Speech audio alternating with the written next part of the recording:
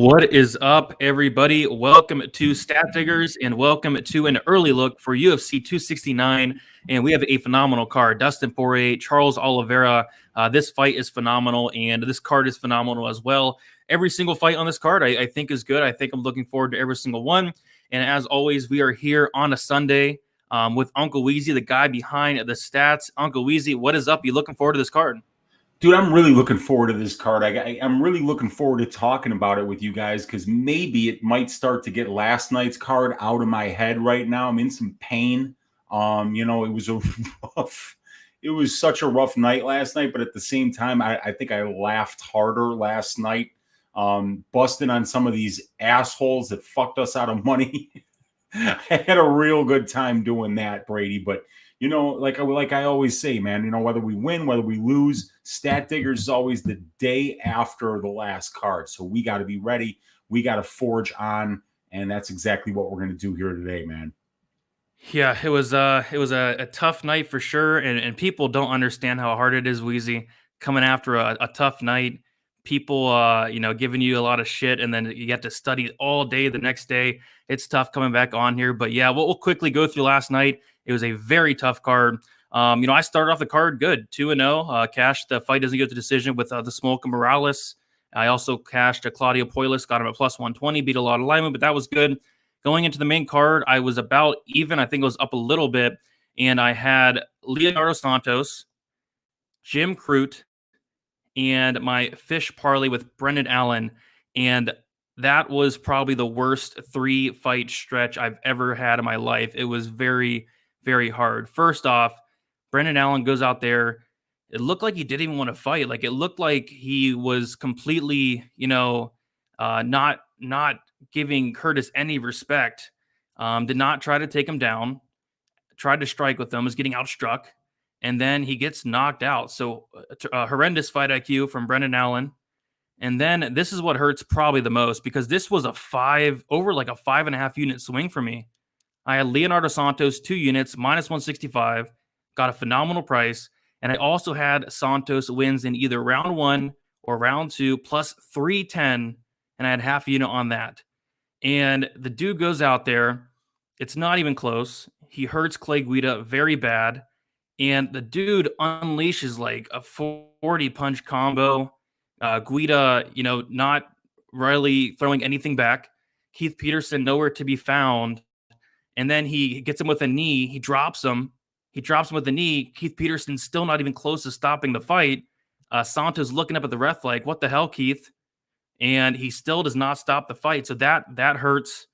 Keith Peterson, I mean, I can still smell the alcohol and cigarettes, and I'm in a completely different state, man. Like, that was weird. That was bad.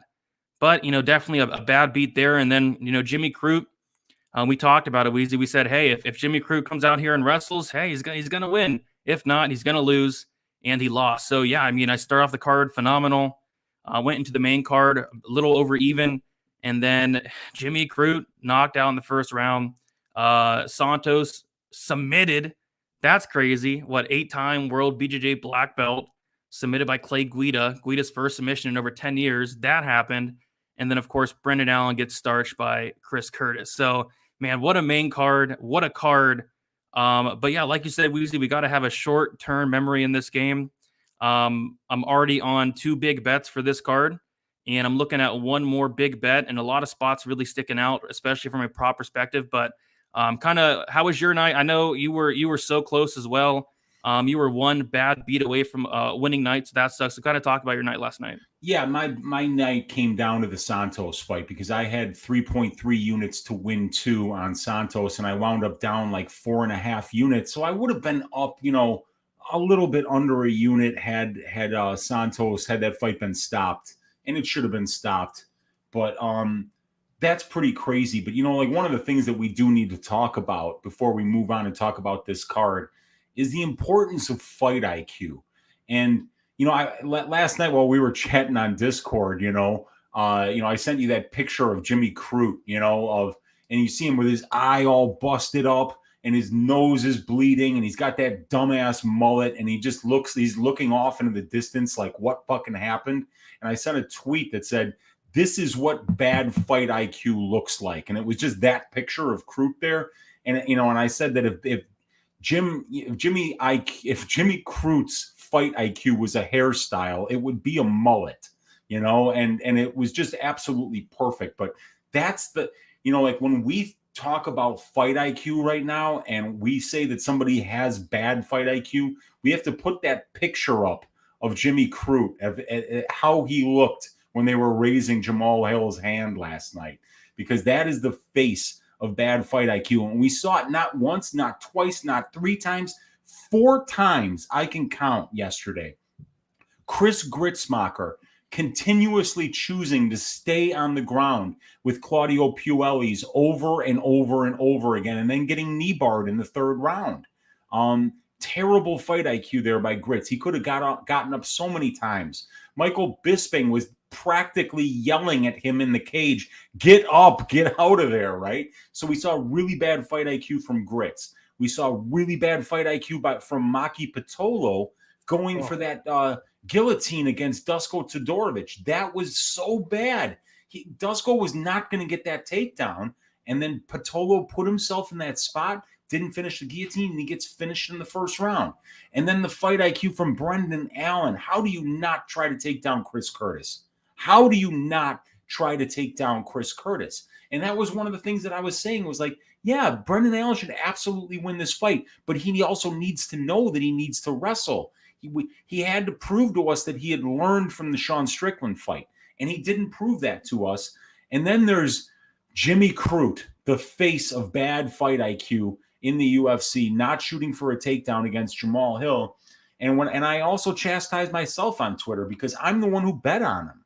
I had a 1.7 unit bet on him to win on the money line, and a 0.35 unit bet to win by sub on Cruz. So I lost 2.05 units because I had bad betting IQ, betting on a guy who had shown us at least 2 times in the past that he doesn't make good decisions in the cage. So we as gamblers, we need to make better decisions as bettors.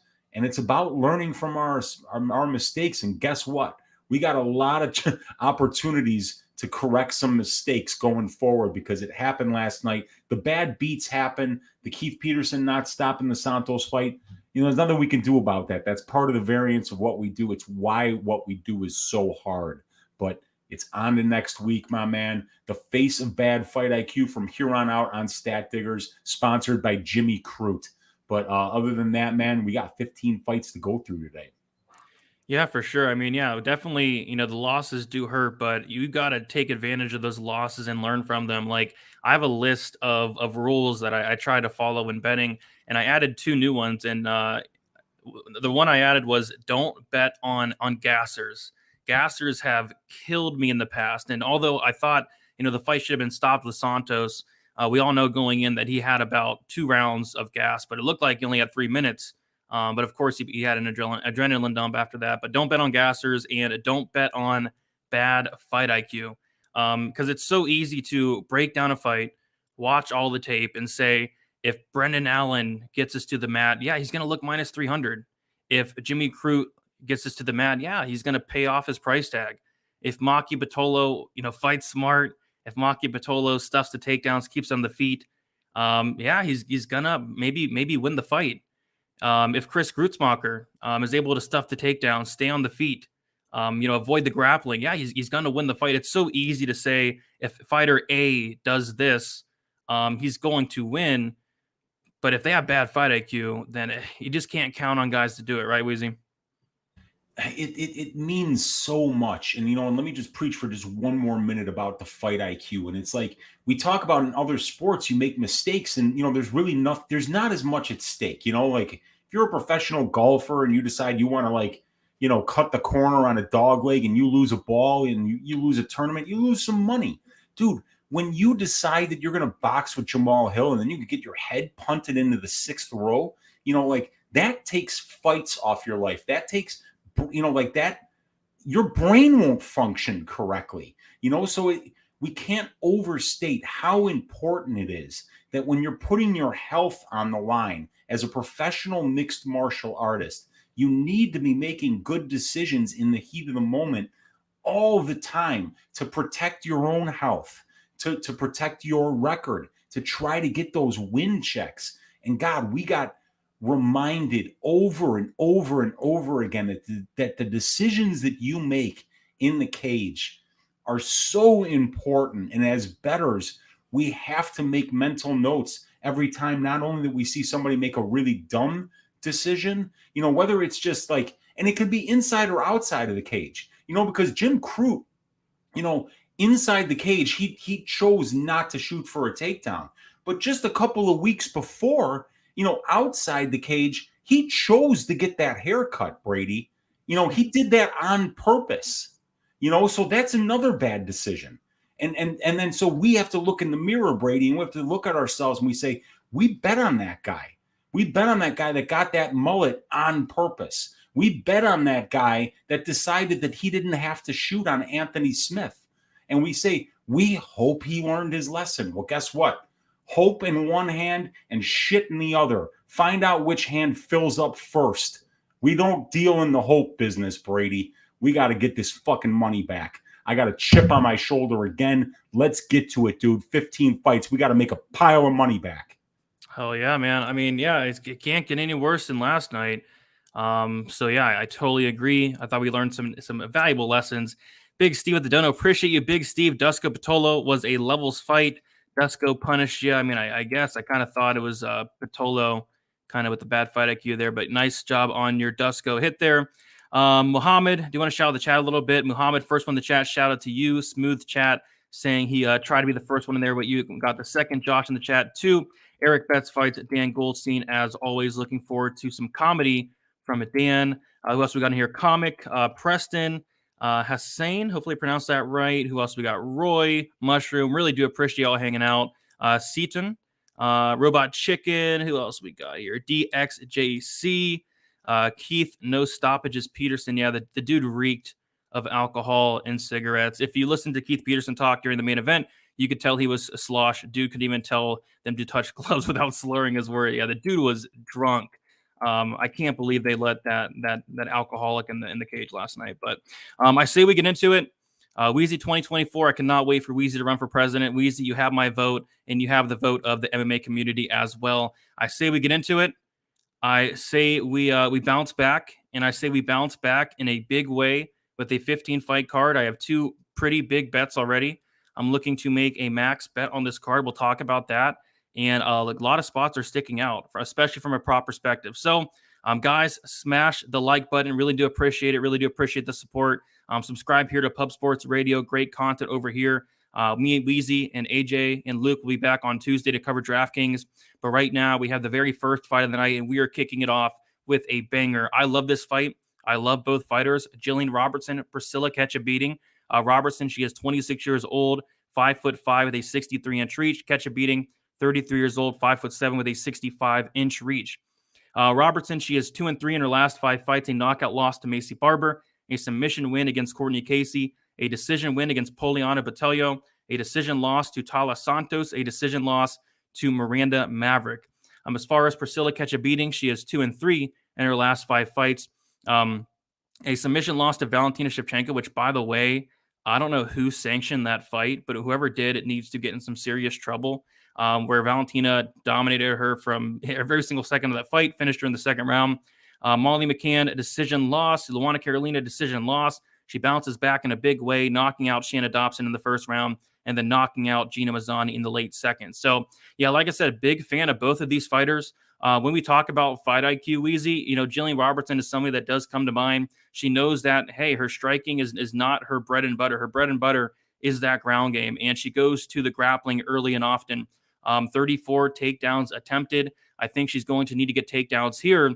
And when she does, I have seen Priscilla Ketchabeating, taken down very easily. Her takedown defense is suspect, and her grappling is even more suspect. But if Priscilla Ketchabeating is able to keep it on the feet, although I think the striking is going to be a lot closer than people think, just based off the fact that Priscilla eats punches with her face, you got to give Priscilla Ketchabeating the striking advantage. So pretty much, striker versus grappler. Very interesting fight, and I think it's going to be a banger to kick off the card, Weezy.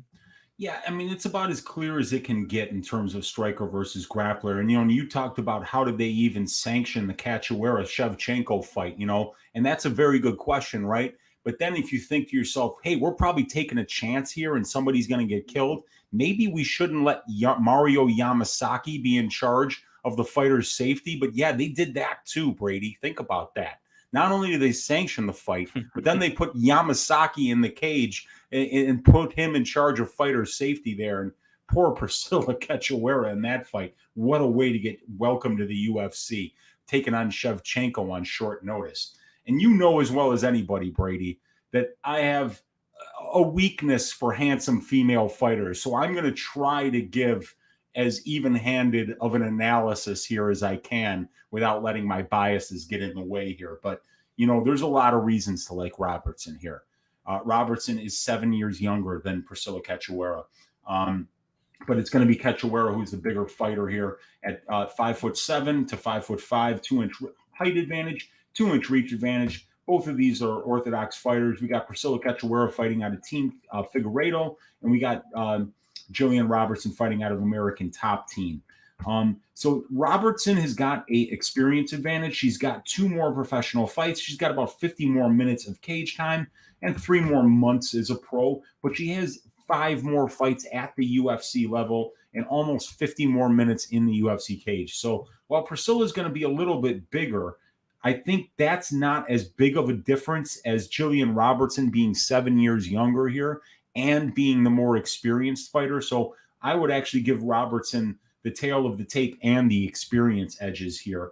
And in terms of finishing fights, Julianna Robertson is finishing her 9 wins at a 78% rate. So she's finished 7 of her 9 wins inside the distance. For Priscilla Cachoeira, she's knocked out 6 of her 10 opponents that she's beaten. The other 4 wins were by decision for Priscilla.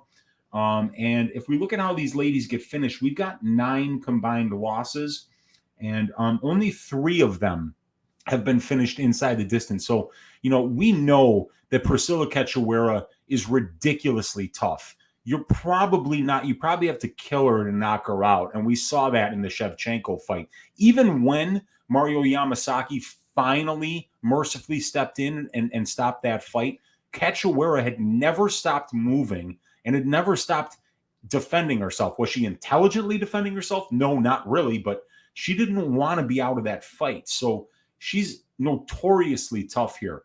But I think Jillian's got a really good chance to finish her because, Jillian subs people, and it doesn't matter how tough you are. If you get choked out, it doesn't matter how tough you are. Your brain still needs oxygen in order to be able to operate. So, we could see Julianna Robertson getting a sub here. Priscilla Cachoeira's only loss that came inside the distance was by submission. So definitely a path there for Julianna Robertson. When we look at the striking numbers here, we see that Julianna Robertson has the better striking ratios here, but she's minus half a strike per minute. But Priscilla Cachoeira is minus 3.2 strikes per minute. And Julianna Robertson's the more accurate striker, but it's going to be Priscilla, obviously, who has the power advantage on the feet here.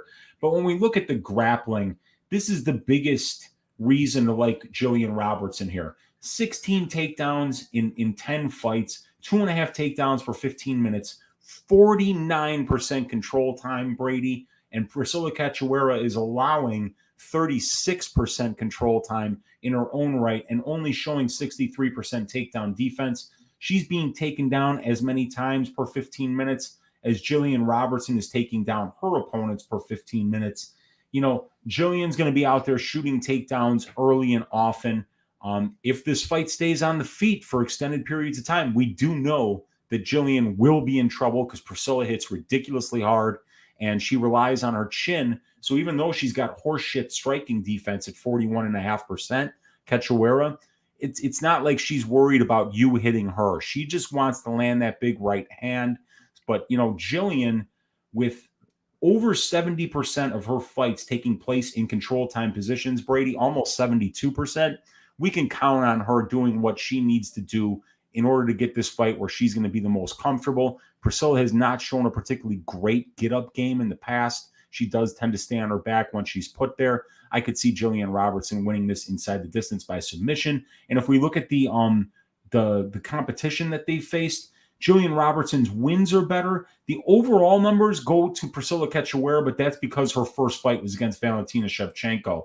And then if you look really on the aggregate, it's Jillian Robertson who's fighting the way tougher competition, because outside of the Cachoeira Shevchenko fight, she's fought Molly McCann, Luana Carolina, Shanna Dobson, and Gina Mazzani. So Jillian Robertson, better strength of schedule. Jillian Robertson, better grappling. Jillian Robertson, younger. Jillian Robertson, more experienced. Jillian Robertson, the much better submission grappler, also has better conditioning.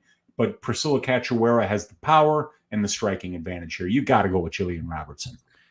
Yeah, at first I looked at the line, I was like, "What the heck?" Jillian Robertson minus 400, but after digging into it, I think it's definitely accurate. I mean, you take a look at Priscilla Cachoeira, and her takedown defense is horrible.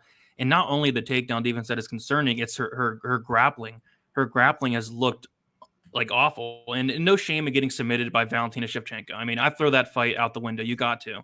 Valentina outlanded her 95-2. That's expected. It's Priscilla Cachoeira, but getting out grappled by Molly McCann, and Molly McCann took her back at some point. Molly McCann was like really close to armbarring Priscilla Cachoeira, like very close. And Molly McCann, I believe she's a purple belt. And then the Luana Carolina out grappling Priscilla Cachoeira. She gets her in 3 submission attempts. I think one was almost a triangle as well. Carolina, I think she might be a blue belt, and then also getting out grappled by Mazzani. Mazzani went out there and took down Cachoeira 4 times. Didn't really do a ton on top, but she did gas out, and that's when Priscilla Cachoeira took over and got that finish. So just what I've seen from her grappling has just been atrocious. And even like with her her striking's horrible. Her striking's terrible. Her striking defense is very bad, 41%. I mean, I went back and watched the Carolina fight. I watched her eat like 3 flush head kicks in a row. 1 drops her. She has no regards for any striking defense whatsoever. So when this is striking, I favor Cachoeira, I guess, but she's just so hittable that I think, Robertson, all she has to do is throw something, and I think it lands. But yeah, Robertson's somebody that, she goes for takedowns early and often, averaging 2.5 per 15 minutes, 47% accuracy. So she's a decent wrestler. And like you mentioned, that control time is very impressive. 48% for, 22% against. And that 22% against came against Tala Santos, where Santos controlled her for about the whole fight. And Tala Santos, as we know, she's a beast. So yeah, I think, Robertson, we don't have to worry about the fight IQ. We don't have to worry about the cardio. She has both, good fight IQ and good cardio. I think it's a good spot for her. So yeah, I like Robertson here. I like Robertson. I have her in a parlay with somebody else we'll talk about in a little bit, but that is my big parlay for the card. I really, really like Jillian Robertson. If you do like Cachoeira, I think for her, I don't see her winning minutes of this fight unless some reason Jillian Robertson decides to not shoot takedowns. I don't see that happening though. But if for Priscilla Cachoeira to win, I think it would have to be by knockout. So I'd probably look at that if I was on Cachoeira, but I really like Robertson here. And I was able to parlay her at minus 335, which beats some line movement. She's now minus 400 on some books. So I'm really curious to see where this line goes, because I know just seeing Robertson on paper minus 400, it seems crazy, but when you really look into the matchup, Cachoeira's grappling is it's horrendous. It is very, very bad. And as we know, Jillian Robertson is a legit black belt in BJJ and also training at ATT at Great Camp. So yeah, Robertson, she opened up minus 300, and money's been flowing in on her, massively throughout the last couple days here. She's now minus 400. Priscilla Cachoeira open up plus 250. She's now plus 300. Yeah, I don't know where this line's going to go. I don't really see it getting past minus 400, to be honest. But yeah, minus 400 right now for Robertson. As far as the fight goes to decision, fight goes to decision plus 100. Fight doesn't go to decision is minus 140. I'd lean towards the fight doesn't go, but I was kind of hoping to get it at plus money. I think Robertson has a very, very, very good chance of submitting Cachoeira. But if Cachoeira is able to keep it on the feet, maybe she could knock out Robertson. So I don't hate that it doesn't go, but I kind of like plus money on that, because I could see a scenario where Robertson kind of lays on her for 15 minutes. So the picks Robertson, have her in a parlay. Fight doesn't go to decision is tempting, but I kind of want a better price on that for a fight like this. How about you, Weezy? Any thoughts on the fight goes or fight doesn't go? Yeah, the fight doesn't go is interesting, but we always like to look at the losses here on Stat Diggers, and only 3 of their 9 combined losses have been inside the distance. But what I do like is that Robertson gets a lot of submission wins, and Priscilla Cachoeira in her only finished loss has been submitted. So I kind of feel like instead of playing the minus 140 on the fight doesn't go to decision, maybe even though that covers the Cachoeira knockout, maybe we could see if we could get Julian Robertson by submission at plus money. That would be probably the way that I would play it. But yeah, I don't. It's just hard to bet Cachoeira here at all. I mean, Jillian Robertson, one thing that I've seen when I've scouted her in the past is that she's actually kind of terrified to be on her feet. And in my opinion, there could be no more better quality in a fighter that's about to fight Priscilla Cachoeira than I want to hear, yeah, that they're terrified to be on the feet, because if she's terrified to be on the feet, then she's going to do what she needs to do to win this fight over and over and over again, because that's going to be what's making Jillian comfortable, not just being in the grappling, but not being in the striking. So yeah, it's kind of hard to, as wide as this line is, and as much as I like Priscilla Cachoeira, it's I can't endorse. If you're betting Cachoeira, just bet her by KO. That's the only chance she has is KO, and you'll get even better than the money line, which is already almost plus 300. So. Yep, totally agree. And like you said earlier, Robertson, she's 26 years old. She's young. She's at a great camp. She has a black belt. I think we're going to see some improvements in Robertson's game. She's still very, very young. Whereas Catch a Beating, she's 33. She's taken a ton of damage. So yeah, really looking forward to that fight. We have the GOAT in the chat, Tajik. Shout out to Tajik, the GOAT. PayPal saying, why not just bet Gilly by submission? Yeah, if it's plus money, I might even look into that myself. I think there's a significant chance that she does submit Catch a Beating. Let's see. PayPal saying, personally, I'd parlay Gilly up to minus 600. I don't know if I go that far. I think the farthest I go is like minus 400, but I got her minus 335. But we'll keep moving on to the next fight. And another fight that's really good. Like, this card is phenomenal, start to finish. Not one bad fight on this card. Randy Costa, Tony Kelly. We have Randy Costa, 27 years old, 5'9", with a 73-inch reach. Tony Kelly, 34 years old, 5'9", with a 70-inch reach. So Costa is going to be 7 years younger, same height, but he's going to have a 3-inch reach advantage. And Costa also is training out of Sanford MMA, Kelly at Alpha Male. Randy Costa, he is 3-2 in his last 5 fights, made his debut, I believe, against Brandon Davis. He did lose that fight by submission, and then he knocked out Boston Solomon. He knocked out Journey Newsom, and then he went out there and put on a very interesting performance against Adrian Yanez, where he went out there in the first round and he was teeing off on Yanez. I think he outlanded him something crazy, like 50-something to maybe like 30-something, and very impressive first round. But the problem with Randy Costa is if UFC fights were only 1 round, this guy would be a top 5 fighter. But the fact is it's 3, and this guy just cannot seem to fight past that 1 round. The both times we have seen him go in the second round against Brandon Davis, he gassed out bad, really bad, gets submitted. Against Adrian Yanez, he gassed out bad, gets hurt, gets knocked out. So it's a pretty simple fight to break down, whereas, Costa, if he's going to win, it's probably going to be in the first round. But if he's going to win, he's going to have to survive that early storm, and Kelly's going to have the cardio advantage. He's going to have, he's been to the later rounds. Randy Costa, I don't believe it ever has been over that 1.5 round mark. So yeah, I mean, Tony Kelly, 3-2 in his last 5 fights, had a decision loss to Aguilar. He came in the UFC against Kai Kamaka, put on a very fun fight, lost by decision, beat Ali Akaisi by decision as well. It's Costa early for me or Kelly late, but I think the best angle in this fight is going to be fight doesn't go. How about you, Weezy? Very good fight here. What are you looking at for this one? Yeah, same exact thing. We got Costa 7 years younger and a 3-inch reach advantage. Both these guys switch stances, but, Tony Kelly fighting out of Alpha Male, Randy Costa out of Sanford. The experience numbers almost identical in terms of fights, but it's Kelly who's got more cage time, because in 8 fights, Randy Costa has only managed 19 minutes of experience. Talk about a guy that, fights like he's double parked, man. I mean, this guy is the dictionary definition of that. And his 4 UFC fights have lasted a total of 16 minutes. So, I mean, come on, dude. The average fight time is 4 minutes in the UFC, 2.38 minutes overall. He gets in and out of there.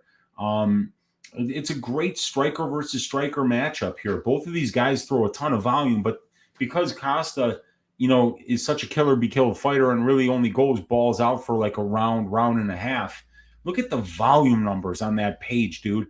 18.63 significant strikes per minute thrown, and his opponents are throwing 18.32. So this guy just brings you into a war. And in 6 combined UFC fights between these two gentlemen, only one of them has even tried one takedown, and neither one of them has gotten a takedown. So we can feel pretty confident that this fight's probably going to stay on the feet. Tony Kelly only has 50% takedown defense, and he's been controlled pretty easily. But Randy Costa has never been taken down in the UFC. So, it feels like a striking matchup, and you nailed it. It's Costa early or it's Kelly late. And the one thing that covers both of that is fight doesn't go to decision. So I think we don't want to really overthink this one.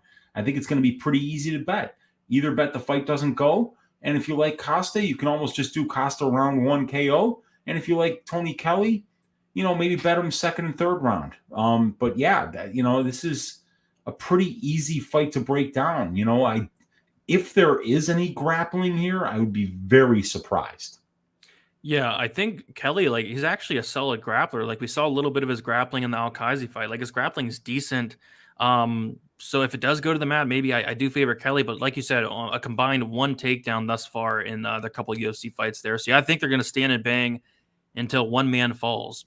One thing that concerns me on the Kelly side, though, is going to be that striking defense. 43% against somebody as hard hitting as Costa, as somebody that's going to attempt 18 strikes per minute. Like, those numbers, those are video game numbers. 18 strikes thrown per minute.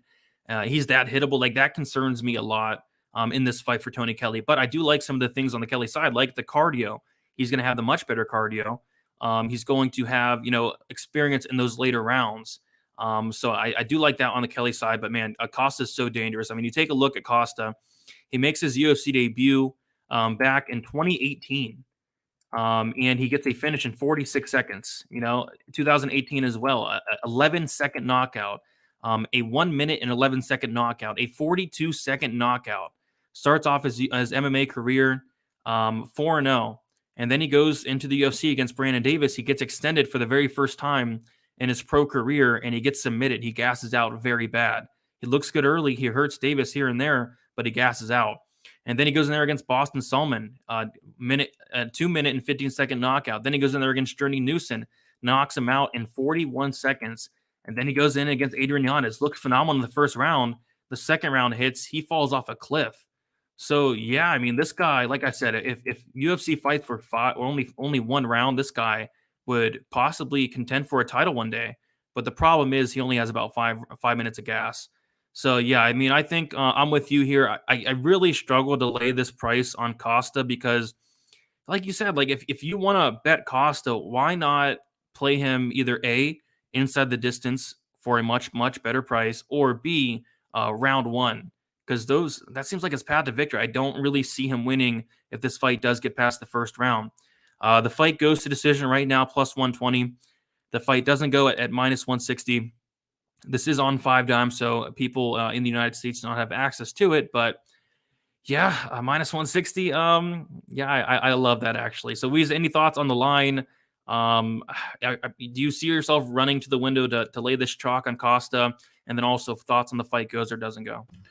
Yeah, I kind of like Costa at minus 200, but at the same time, I don't really see why I should lay 2 units to win 1 when I should be able to just get Costa round 1 KO at like plus 175, and then I can throw down less than a half a unit and get the same result. So I'm going to wait on this one, and I'll be looking at that fight doesn't go to decision. It's probably going to be pretty juiced. Right now they're showing minus 160. We'll see where it opens up on the American books, but yeah, man, I like the fight doesn't go here. And, it's just a great fight. Both of these first 2 fights, I think, are pretty interesting fights. And the third one is going to be the same damn thing. So this is a great card so far, dude. I'm fired up for this one. I have a feeling this could potentially be one of the best, if not the best cards of the year. By the time it's all said and done, like Robertson catch a beating's phenomenal. Costa Kelly is phenomenal. And then this one, Hall Minner, like this is a great fight. Like this is a fight I'm really looking forward to see. Kind of a weird one too, and we'll talk about why. But Ryan Hall, he's 36 years old, 5'10" with a 70-inch reach. Derek Minner, 31 years old, 5'10" with a 71-inch reach, training at a Glory MMA and Fitness with James Krause. Ryan Hall, he's definitely getting up there in age, a guy that has not been all that active in the UFC whatsoever. He's going to be 5 years older than, or 4 years, 5 years older than Derek Minner. He's same height here, and Derek Minner is going to have a 1-inch reach advantage. We'll take a look at the last few fights. Ryan Hall, he is 4-1 in his last 5 fights. Decision win over Lobov, a decision win over Maynard, a submission win over BJ Penn, a decision win over Elkins, a knockout loss to Ilia Topuria. I had some buddies over watching that fight, the Topuria fight, and they're not like diehard MMA fans or whatever. And then, Ryan Hall is just doing somersaults in there. I mean, it was so much fun to watch. They're like, what the fuck is that? And it was just so funny to see the reaction. But that's what Ryan Hall does. Those Imanari rules, that is Ryan Hall's game. This guy is one of the best grapplers in the UFC. Derek Minner, great grappler in his own right. He is 2-3 in his last 5 fights. Lost by submission against Herbert Burns. Lost by submission against Grant Dawson. That was his debut in the UFC, I believe. Submission win over TJ Laramie as a big dog. Decision win over Charles Rosa, and then he knockout lost to Darren Elkins. I remember I think he might have as well had that Darren Elkins round 3 prop. Almost. I think Elkins got him in the second round, like late second round. But it's an interesting fight because you take a look at the striking and it's weird. Like Minner has not shown much striking. He showed like decent striking against Charles Rosa, but that's Charles Rosa. I remember him hurting Charles Rosa, but Ryan Hall striking, it's interesting. I think it's a very unique style where it does seem to give a lot of people problems. Like he's landing 2.3 and he's only absorbing 1.2. And then also when we're talking about the grappling, like, Minner is by far the better wrestler, but is Minner going to want to go down to the mat with Ryan Hall? And at first, before I was, looking into it, I thought, hey, Minner might be an interesting underdog shot. And then I go look at his losses, and the dude's been submitted like 8-9 times, and he's going against Ryan Hall here. So, yeah, it's a weird one. Weezy, is Minner going to want to go down to the mat with Ryan Hall? I kind of think it does go down to the mat, and I kind of think that, Ryan Hall is going to submit him at some point in this fight. The big thing for me especially is the cardio of Minner. Not only has he been submitted a million times, but this guy is a notorious gasser, has about, 5 rounds or 5 minutes of gas. So, I just really struggle to see a path to victory for Minner. I think it might have to be like an early knockout, and I don't know. So what do you think of this fight, Weezy? For me, I am on the Ryan Hall side, but I'm not running to the betting window for it. It's such a fascinating fight. It's very rare that we get grappler versus grappler. And then when we get that fight, we can almost guarantee that, yes, they are going to grapple. It's not going to be some third-rate striking match because they're afraid of each other's grappling. Both of these guys, I think, will be out here to prove a point that they're the better grappler here. But, if we just look at the numbers, it's hard to see Minner getting the win here. Now, Derek Minner has an 89% finish rate in 26 wins. That means 23 of 26 wins have come inside the distance, 22 of them by submission for Derek Minner. Ryan Hall, only 8 professional wins, 3 of them by submission, 2 of them by knockout, 3 of them by decision. But the thing about Minner is 12 career losses, 8 of them by submission. Boy, you want to talk about a path to victory by submission for Ryan Hall here. I mean, it's as clear as it gets. This guy either submits people or he gets submitted. And the other thing about Ryan Hall is you asked, is Derek Minner going to grapple here? Well, Ryan Hall has had 5 UFC fights, and nobody has ever shot a takedown against him. So, that tells you how anxious Ryan Hall's opponents are to grapple with this guy. I mean, did you see? Gray Maynard stayed 15 feet away from him for the entire fight. Did the same thing in the BJ Penn fight until he got near him. The same thing with Artem Lobov. Nobody wants to be anywhere near this guy. But that's where Hall's striking actually is kind of surprising, because when you're as good at BJJ as Hall is, you can throw crazy strikes, not giving a shit if anybody tries to take you down, because that's what you want in the first place. So you can throw spinning heel kicks. You could throw leg kicks. You could throw kicks to the body. And Ryan Hall throws a lot of kicks, and he's actually landed some nice ones. So I see Hall winning the minutes on the feet, frankly. And I don't see how, I mean, Derek Minner's got all these submissions, but really the only thing that Minner has on Hall here is just experience. But it means a lot. 28 professional fights, Brady. I mean, we know how active Ryan Hall has been since he's been in the UFC. This guy does not have a lot of professional fights. And Derek Minner's been in the cage. This will be his 39th time. His next fight will be his 40th professional fight. So he's seen a lot, and he has 22 wins by submission. So either way, I gotta feel like this fight gets done inside the distance. Don't you? Yeah, 110%. I was just looking up Derek Minner and just seeing how many times he has been to decision, and that is not a ton. He has been to decision, it looks like, well, 4 times in 38 fights. And that's because he's one of those killer be killed fighters. Like, this guy has about 1 round of gas. Is he going to finish Ryan Hall in the first round? I don't know. Maybe.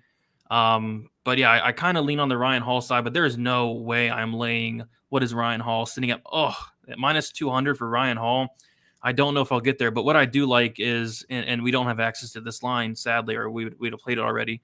The fight goes to decision minus 145, and the fight doesn't go to decision is plus 105. I mean, I could see a scenario where, it's kind of both guys end up striking with each other. Maybe it's a boring fight, but that's not Minner's style at all. I've never seen Minner in a boring fight. This guy gets after it. Killer be killed. Either he gets to finish or he gets finished himself.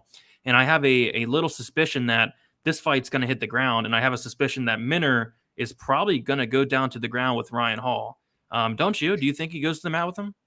I don't see how it doesn't. I mean, Minner's got 5 UFC fights, Brady. So it's a decent sample size here. He's controlled his opponents 53% of the time, and he's been controlled 26% of the time. So in a 5-fight sample size, we're seeing this guy on the ground almost 80% of the damn time. That's a bad recipe to be like, okay, here's what we're going to do, Derek. It's your 39th professional fight. How do you feel about a 15-minute striking match? What are the odds of that? This guy's been in 38 fights. He's won 22 of them by submission. He's been submitted 9 times. 31 fights out of 38 have ended via submission. So, to say that you think that, Derek Minner is going to come out here and win a 3-round striking match, there's almost zero probability of that. Yeah. And Ryan Hall, like we say, because he's so unafraid about being taken down, he's a lot more bold on the feet and throws a lot more kicks than most people who would not be able to offer that variety of attacks for fear of being taken down, especially by a great grappler by Minner. But, I don't think Ryan Hall is afraid of Derek Minner's Brazilian Jiu-Jitsu. I believe that he thinks he's at a higher level there. And everything that we've seen about the way Ryan Hall has fought since his first Ultimate Fighter fight has shown us that this is a guy who's supremely confident in his grappling. If this wound up being a 15-minute striking match, it would be just fucking perfect, wouldn't it, Brady? I mean, just the way these last few cards have been going, couldn't you see Ryan Hall winning like a spectacular striking match in a 3-round decision, just so the entire betting community gets rinsed again and looks in the mirror going, what the fuck is happening here? Not only will people get rinsed, but that could possibly be the most boring fight in history. It would look like be like the Ngannou-Lewis fight. Nobody doing anything, just staring at each other 15 feet away. It'd be terrible. That would be awful. It would be, yeah. So we deserve better here. We deserve a grappling match between these two guys. Classic grappler versus grappler matchup. But, I mean, it's hard for me to see a path for Derek Minner here. You got to believe that Ryan Hall's the better grappler and the better striker, and he's got the better gas tank. But it's Minner who's just got way more experience. And we can't ignore that completely. Yep, for sure. I mean, something I saw on Twitter the other day, and it shocked me. In the year of 2021, Jacare Souza got submitted. Rodolfo Vieira got submitted. Leonardo Santos got submitted. Ryan Hall, it is your time. One of the best grapplers in the history of the UFC. Ryan Hall, you are going to get submitted this Saturday. What do you think, Weezy? Like I say, man, there will be nothing that could surprise me after that Keith Peterson non-stoppage. After Cruz not shooting takedowns. I mean, after Maki Patolo all of a sudden is a guillotine master. Nothing would surprise me. No, but for real, I mean, I think I want to say it's a good spot for Hall. I think he's going to survive the early storm, and I think he does submit Minner and give him his 9th submission loss in that second round. But fight doesn't go to decision; it covers both outcomes. Minner early, Ryan Hall could be early as well, but late, and it's plus money. I'm kind of shocked at that. Yeah, me too. I'm frankly, I'm pretty shocked at that too, and maybe what the bookies are thinking is that both of these guys really are very good grapplers. Maybe they're thinking they'll just kind of cancel each other out there, but both of these guys are so aggressive with their jiu-jitsu. You got to feel like somebody's getting submitted here. Oh yeah, for sure. Ryan Hall is actually about to get heel hook. Maybe a toe hold by Minner. That could happen. But two great grapplers going after this fight is probably one of the more intriguing fights on the card, and it's the third fight of the night. But yeah, let's keep moving on. We are now going to go to the next fight, which this fight, I feel like this fight could be like on the main card of a regular fight night. Like this is on the prelims, and it's insane. Alex Perez, Matt Schnell.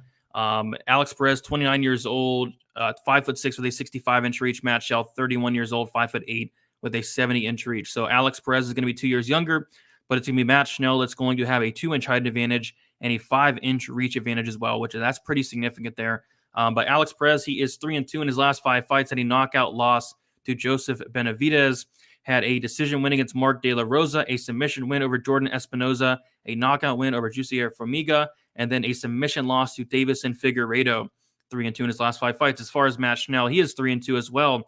A submission win over Luis Smolka, a submission win over Jordan Espinoza, a knockout loss to Alexander Pantoja, a decision win over Tyson Nam, and then a decision loss to Rogerio Bontorin. So yeah, good fight here. We see that Perez is a pretty big favorite. I think this is going to be a very fun scrap here. Weezy, what do you think about this one? Dude, like I had kind of forgotten about Alex Perez. And when I went back and I looked at the stats for this guy, I was like, God damn, I can't believe I forgot about Alex Perez. What a fun fighter he is. His fights all finish. He's just got explosive leg kicks. He's really fun to watch. And this guy Schnell, is very, I love the nickname Danger. I love that nickname, and he's like that. He's a great boxer. He's got really slick submissions off his back. This is, like you say, man, this card is ridiculous. This is such a good flyweight fight. Alex Perez in the UFC, average fight time, 6.28 minutes. Matt Schnell, average fight time in the UFC, 8.57 minutes. I mean, for flyweights to finish at that rate, it's amazing. But it's Perez at 29 years old, has already had a 10-and-a-half-year career and has got 30 professional fights, winning 24 of them. He's got 80 more minutes of cage time than Schnell. They've both got 9 UFC fights, and it's just Schnell who's had a little more cage time because Perez's fights finish in the first round most of the time, actually. 50% finish rate overall for Perez, 66% finish rate for Schnell overall. But look in the losses. In Perez's 6 losses, he's been beaten inside the distance 5 times. And in Schnell's 6 losses, he's lost inside the distance 4 times. So that's 9 out of these guys' 12 combined losses have come inside the distance. So that screams fight doesn't go to decision. And when we look at the striking numbers here, we got to give Perez the edge. He's more accurate by almost 10%. He's landing with a lot more power. And the significant strike differential is fantastic. It's over 1.5 per minute that Perez is outlanding his opponents, landing 4.62 and only absorbing 3.08. Both of these guys are good defensively, but Perez has actually never been knocked down and is showing striking defense north of 61%. So Schnell is landing just a little bit more than he absorbs.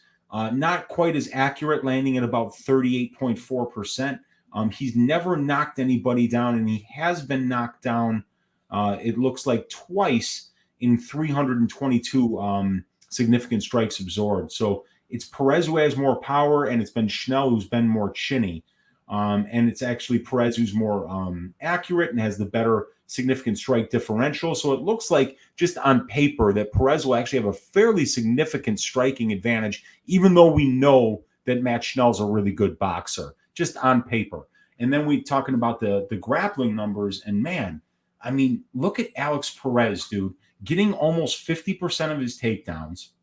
He's averaging just under 3 takedowns per 15 minutes. And then once he gets the fight to the ground, he's averaging 1.33 submission attempts per 15 minutes. He's out controlling his opponents 37% to 4%. Almost a 9-to-1 ratio that he's out controlling his opponents. You know, when his fights do go to the ground, Alex Perez is owning about 90% of that combined control time. So that's fantastic. 87.5% takedown defense for Alex Perez here. Matt Schnell, not an active wrestler, only getting 2 out of 6 takedowns in 9 fights. He's only controlling his opponents 1% of the time and being controlled about 12% of the time. Matt Schnell showing 50% takedown defense. So I was really surprised here because I hold both of these guys in a really high regard. But as you go through category by category here, other than a 2-inch height advantage and a 5-inch reach advantage, it's really hard to find anything on paper to suggest that Schnell will win minutes on the feet or on the ground here. And the level of competition isn't big enough for me to like Schnell here. So right now, I'm not exactly sure where the line is, but on paper, it's screaming Alex Perez here. What do you think? No, I totally agree, and that's why we do see Alex Perez as one of the biggest favorites on the card at minus 310, opened up minus 300. So yeah, definitely a very big favorite here. But yeah, we talked about it, brought up all the great stats. He's gonna have a striking advantage, grappling advantage. Alex Perez just a very well-rounded fighter. You know, great grappling, great wrestling, great striking. He's dangerous. I really like this guy a lot. So yeah, I do like Alex Perez. Don't know if I'll get to the minus 310, but I will pick him to win pretty confidently. This is what gets a little more interesting, though. The fight goes to decision at minus 135. The fight doesn't go to decision is minus 105. I could see a finish in this fight, right? I could absolutely see a finish, Brady. I mean, these guys don't have the best. Let's look. Like Alex Perez in 9 UFC fights, right? He's gotten wins. Of his 7 wins, 5 have been inside the distance, and of his 2 losses, 100% have been inside the distance. So 7 of Alex Perez's 9 UFC fights have finished inside the distance. And then we look at Schnell, 40% finish rate for, but 75% finish rate against in the UFC. So that would be 5 out of 9. So that would be 7 and 5 is 12 out of 18 of these guys' fights in the UFC have finished inside the distance. So if we look at the, just the UFC sample size for and against wins and losses, you're talking about a fight doesn't go to decision line that should be sitting at a 66% implied probability, which is minus 200. So the fact that we're getting what on this? Minus 105. Yeah, it's a great line. It's a great bet. There's an edge there. So that would be something that I would definitely be looking at. I like it. Yep. So I think we're both on the same page there. Alex Perez does get it done and probably does get it done inside the distance as well. Getting to the next fight. If you all can please smash the like button. Really do appreciate all of those likes. Let's get those likes up. We're moving on to the next fight. We have 2 prospects going against each other. And I was talking to Weezy earlier and I was like, why make this fight? Why not try to build both of these fighters up a little bit? And even in Maverick's last fight, when she fought Barber, try to build these fighters up a little bit. And this fight makes no sense. But we have Maverick. She's 24 years old, 5'3", with a 65-inch reach, going against Erin Blanchfield, 22 years old, 5'4", with a 66-inch reach. These fighters, both of them, are so young. The future of the division. Maverick, 24, Blanchfield, 22. And both fighters are very talented. And I think both fighters have a very good ceiling, which is why I'm kind of confused why they did match them up here against each other. But they did, and we'll talk about it here. So Maverick, she is 4-1 in her last 5 fights, makes her debut against Luana Jojua. wins by knockout, TKO with a broken nose. I think it was weird stoppage there, but a stoppage nonetheless. A decision win over Jillian Robertson in a decision loss to Macy Barber, but I really thought she won that fight pretty clearly. But she is 4-1 in her last 5 fights. Erin Blanchfield, she is 4-1 in her last 5 fights. She has a notable loss to Tracy Cortez. She has a notable win against Victoria Leonardo. She made her debut against Sarah Alpar, and she dominated her from pillar to post. So, yeah, 2 great prospects here, Weezy, going up against each other. I'm really looking forward to seeing this fight here. This is such a good women's flyweight fight. I mean, other than, Mananfero right now, I don't know who's a hotter prospect down here at 125. And we get to see both of these ladies square off. And like you said, Miranda Maverick 24, Blanchfield 22. Are you kidding me? And their combined records are 16-4 at this young stage of their career. This is the future of the flyweight division right here. So, whether you have money on this one or not, you want to watch this fight really closely because it's not a deep division right now. And both of these ladies are going to be moving on up in terms of the rankings here because it is the kind of division where you can string together 2-3 wins and all of a sudden you're going to be looking at Valentina Shevchenko across that cage. So it's a fascinating fight. But if we look at the measurables right here, Blanchfield an inch taller, an inch of reach, and she's 2 years younger. It's going to be Maverick with 4 more professional fights, 40 more minutes of professional cage time, and a little more than a year more as a pro. So those are all significant. 2 more UFC level fights, 20 more minutes in the UFC cage, also significant. If we look at the finish rates here, it's Maverick who's finishing more fights than Blanchfield is.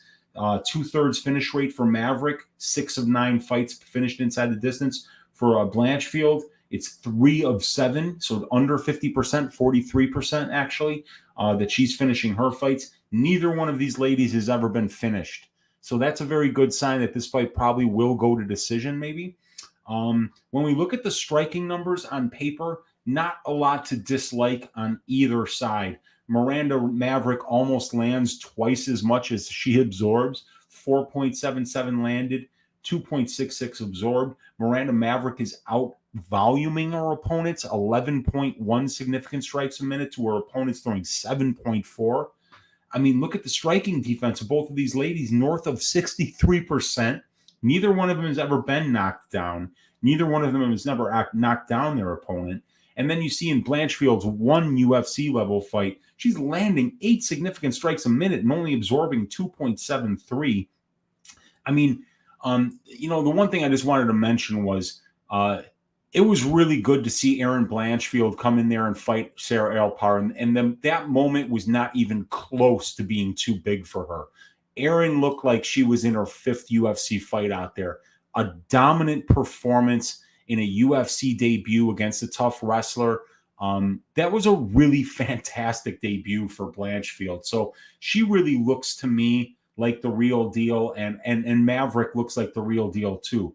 And when you look at the grappling numbers, Blanchfield dominated somebody who is a grappler in Alpar.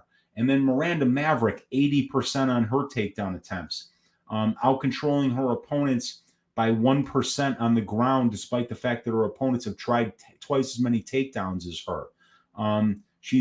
So she's winning the grappling exchanges in her fights, but it's close.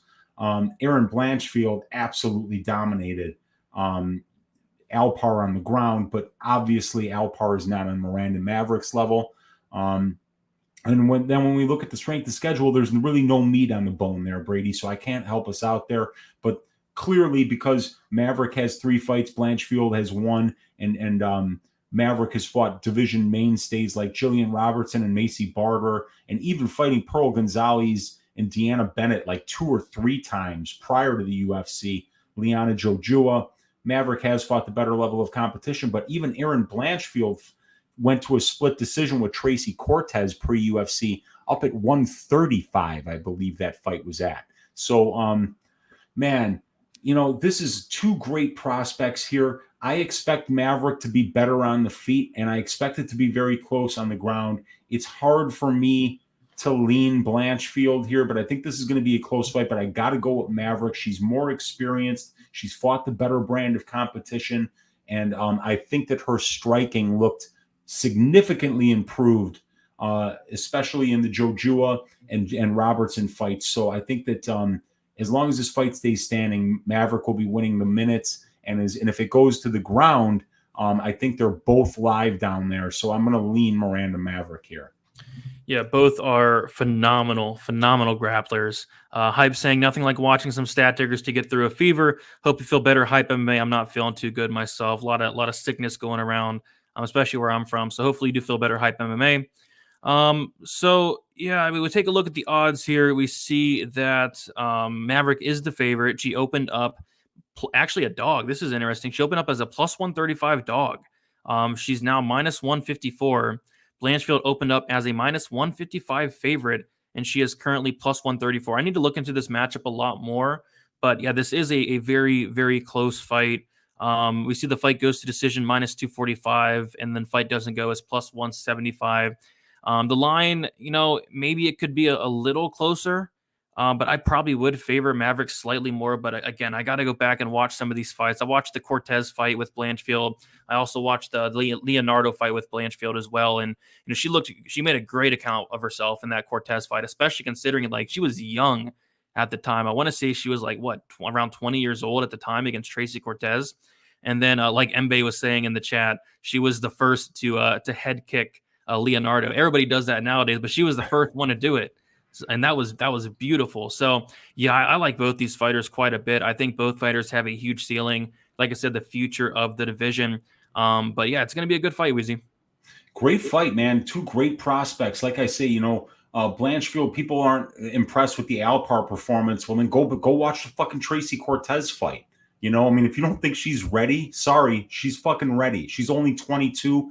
That fight, she might have even beaten Cortez. And Cortez is, doing a really great things up in the 135-pound division of the UFC. So anybody out there doubting Erin Blanchfield, sorry to tell you, she's going to be one of the top 5 prospects in this division. She's only 22 years old, and there's not a lot of talent at 125. So, yeah, it's a fucking shame that she gets matched up with Maverick here because Maverick is very, very good, and she's showing that she's very motivated, very well-rounded at her young age as well. This is going to be a great fight. I can't wait for it, man.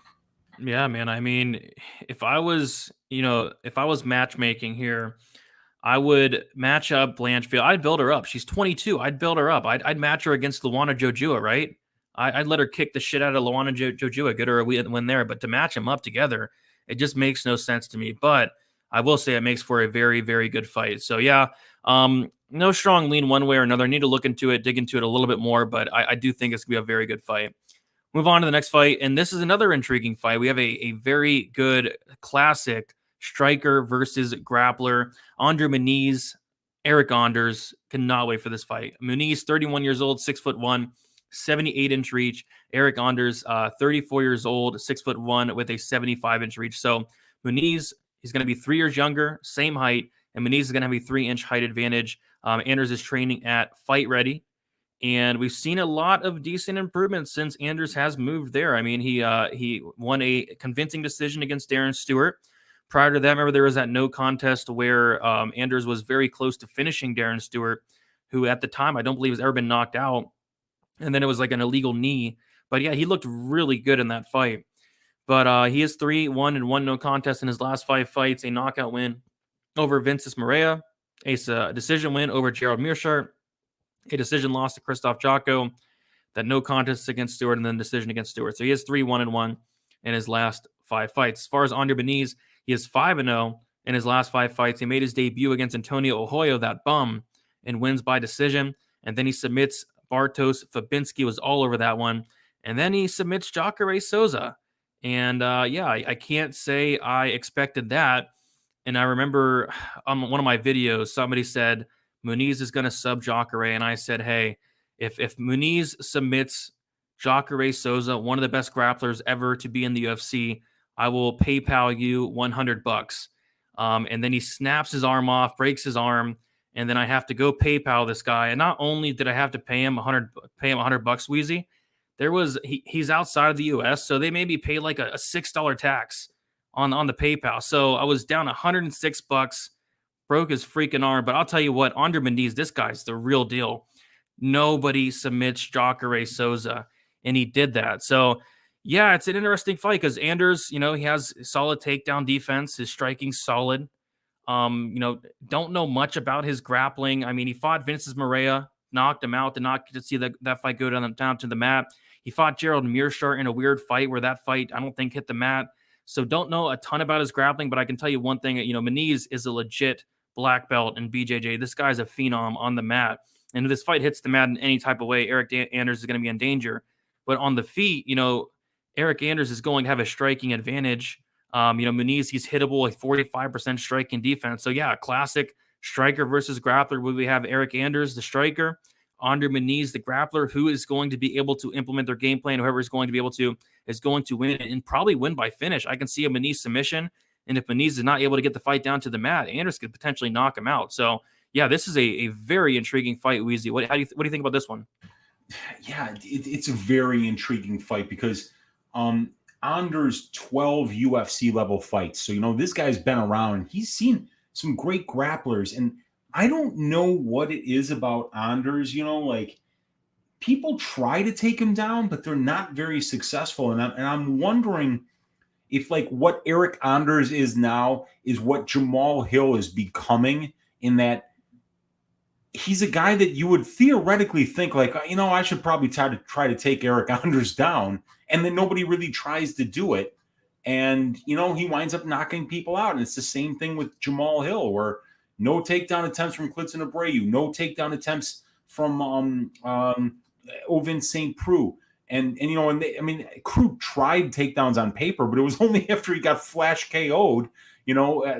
One of my Twitter followers said the funniest thing on Twitter. He was like, dude, Cruz should flash KO himself in the locker room before he goes out there so that he starts desperately wrestling, because it's the only smart decision he makes in the cage is when he actually gets punched in the face this close to being knocked out. Then he fucking wrestles, So will Muniz wrestle here? Well, there are some indications that he will, but let's just briefly touch on everything else.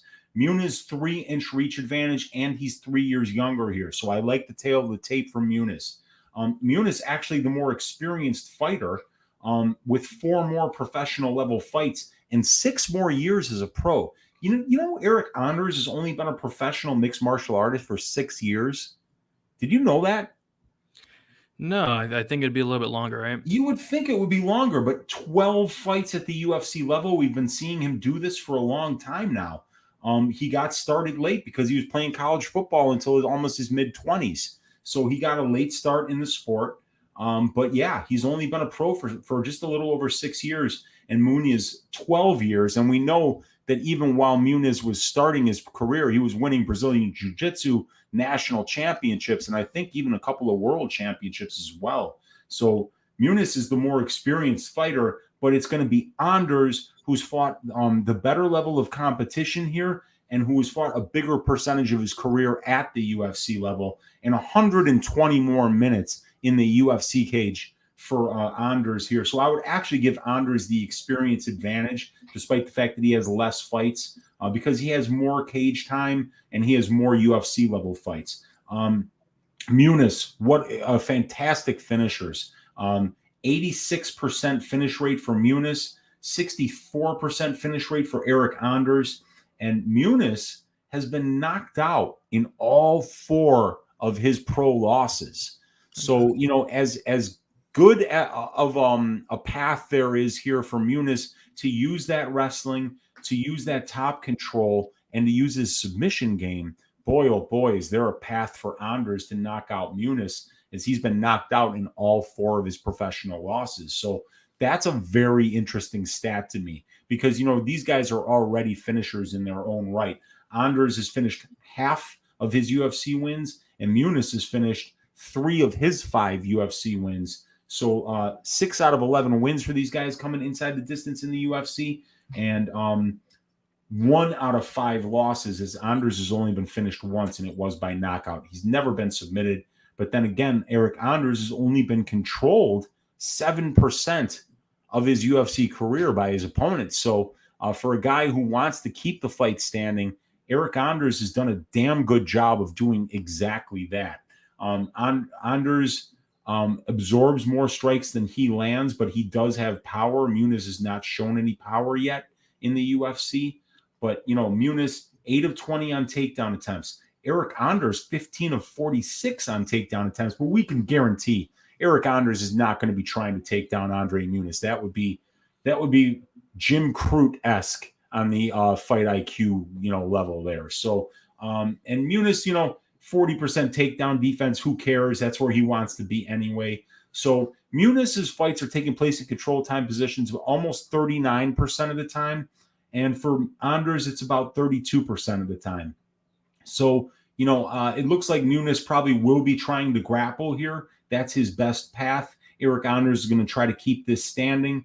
And Eric Anders is landing a knockdown on over 1.2% of the significant strikes that he lands. So, in 12 UFC fights, Eric Anders has 6 knockdowns to his credit. So, yeah, it does look like a pretty typical striker versus grappler matchup. It's going to be Eric Anders with the strength of schedule advantage here. The wins maybe just a little bit better for Munhoz, but Anders is losing to guys with a 1.66 ratio and 15 total UFC fights. So he's really losing only to the best competition, while Munhoz is not, Taylor Johnson, Antonio Hoyo, a bum, Bartosz Fabinski, and then a 41-year-old Jacare Souza. So this is probably going to be his toughest test. I like this fight finishing inside the distance. Yeah, I do too. Man, it feels like such a trap because it feels like it might be a decent spot for Anders as a dog here because you take a look at it. I mean, he's going to have the striking advantage. You brought up some interesting numbers. Munhoz has been knocked out in all 4 of his losses. So, how's his chin? Not great. How is Muniz's cardio? It's not great at all. How is Munhoz wrestling? It's decent, but we talked about Eric Anders. His takedown defense is very good, and he's not, somebody that's getting controlled a lot. So Anders is going to have the massive striking advantage, the power advantage. We see Munhoz thus far in 5 UFC fights. He's attempting 3.5 significant strikes per minute, where Anders is double that. So if Munhoz is not able to get this fight down to the mat, if Munhoz is not able to take down Anders, this could get ugly. Like Anders could have a big advantage on the feet. I just don't know if I want to count on Munhoz here. I think this guy's the real deal, but you kind of dig deeper into who he's taking down. And like you said, he's taken down a 50-year-old Jacare Souza who has a 57% takedown defense. Bartosz Fabinski actually took him down, and he got subbed. He took down Antonio Hoyo, who has the worst takedown defense in UFC history, just about 41%. So these are the kind of guys he's taking down, whereas Eric Anders, his takedown defense is very, very good. Darren Stewart took him down twice, but outside of that, a grappler and Meerschaert didn't even try to take him down, I don't think. Meerschaert shot 1 takedown, did not get it. Vincent Moreira got knocked out before he could even try. But yeah, I'm looking through. Thiago Santos took him down once. Tim Williams took him down twice back in 2018. Marcus Perez took him down twice back in 2017. And outside of that, nobody's really taken Anders down. So yeah, I'm kind of intrigued in the dog here. Anders, he's going to have the better cardio. He's going to have the striking advantage. But if this fight hits the mat in any type of way, that's where Munhoz is going to be very live for a submission. I will say Anders has never been submitted, but neither had Jacare Souza. So I don't think we could look into that. But yeah, I think the best way to play this, I guess, would be the fight doesn't go. But I'm not in love with the line. They're all over it. Opened up, it's minus 190. Minus 190 for the fight doesn't go. Fight goes is plus 150. I think it's Munhoz by submission, early submission, or Anders by knockout. And we see the money line. Munhoz opened up minus 125. He's now minus 140.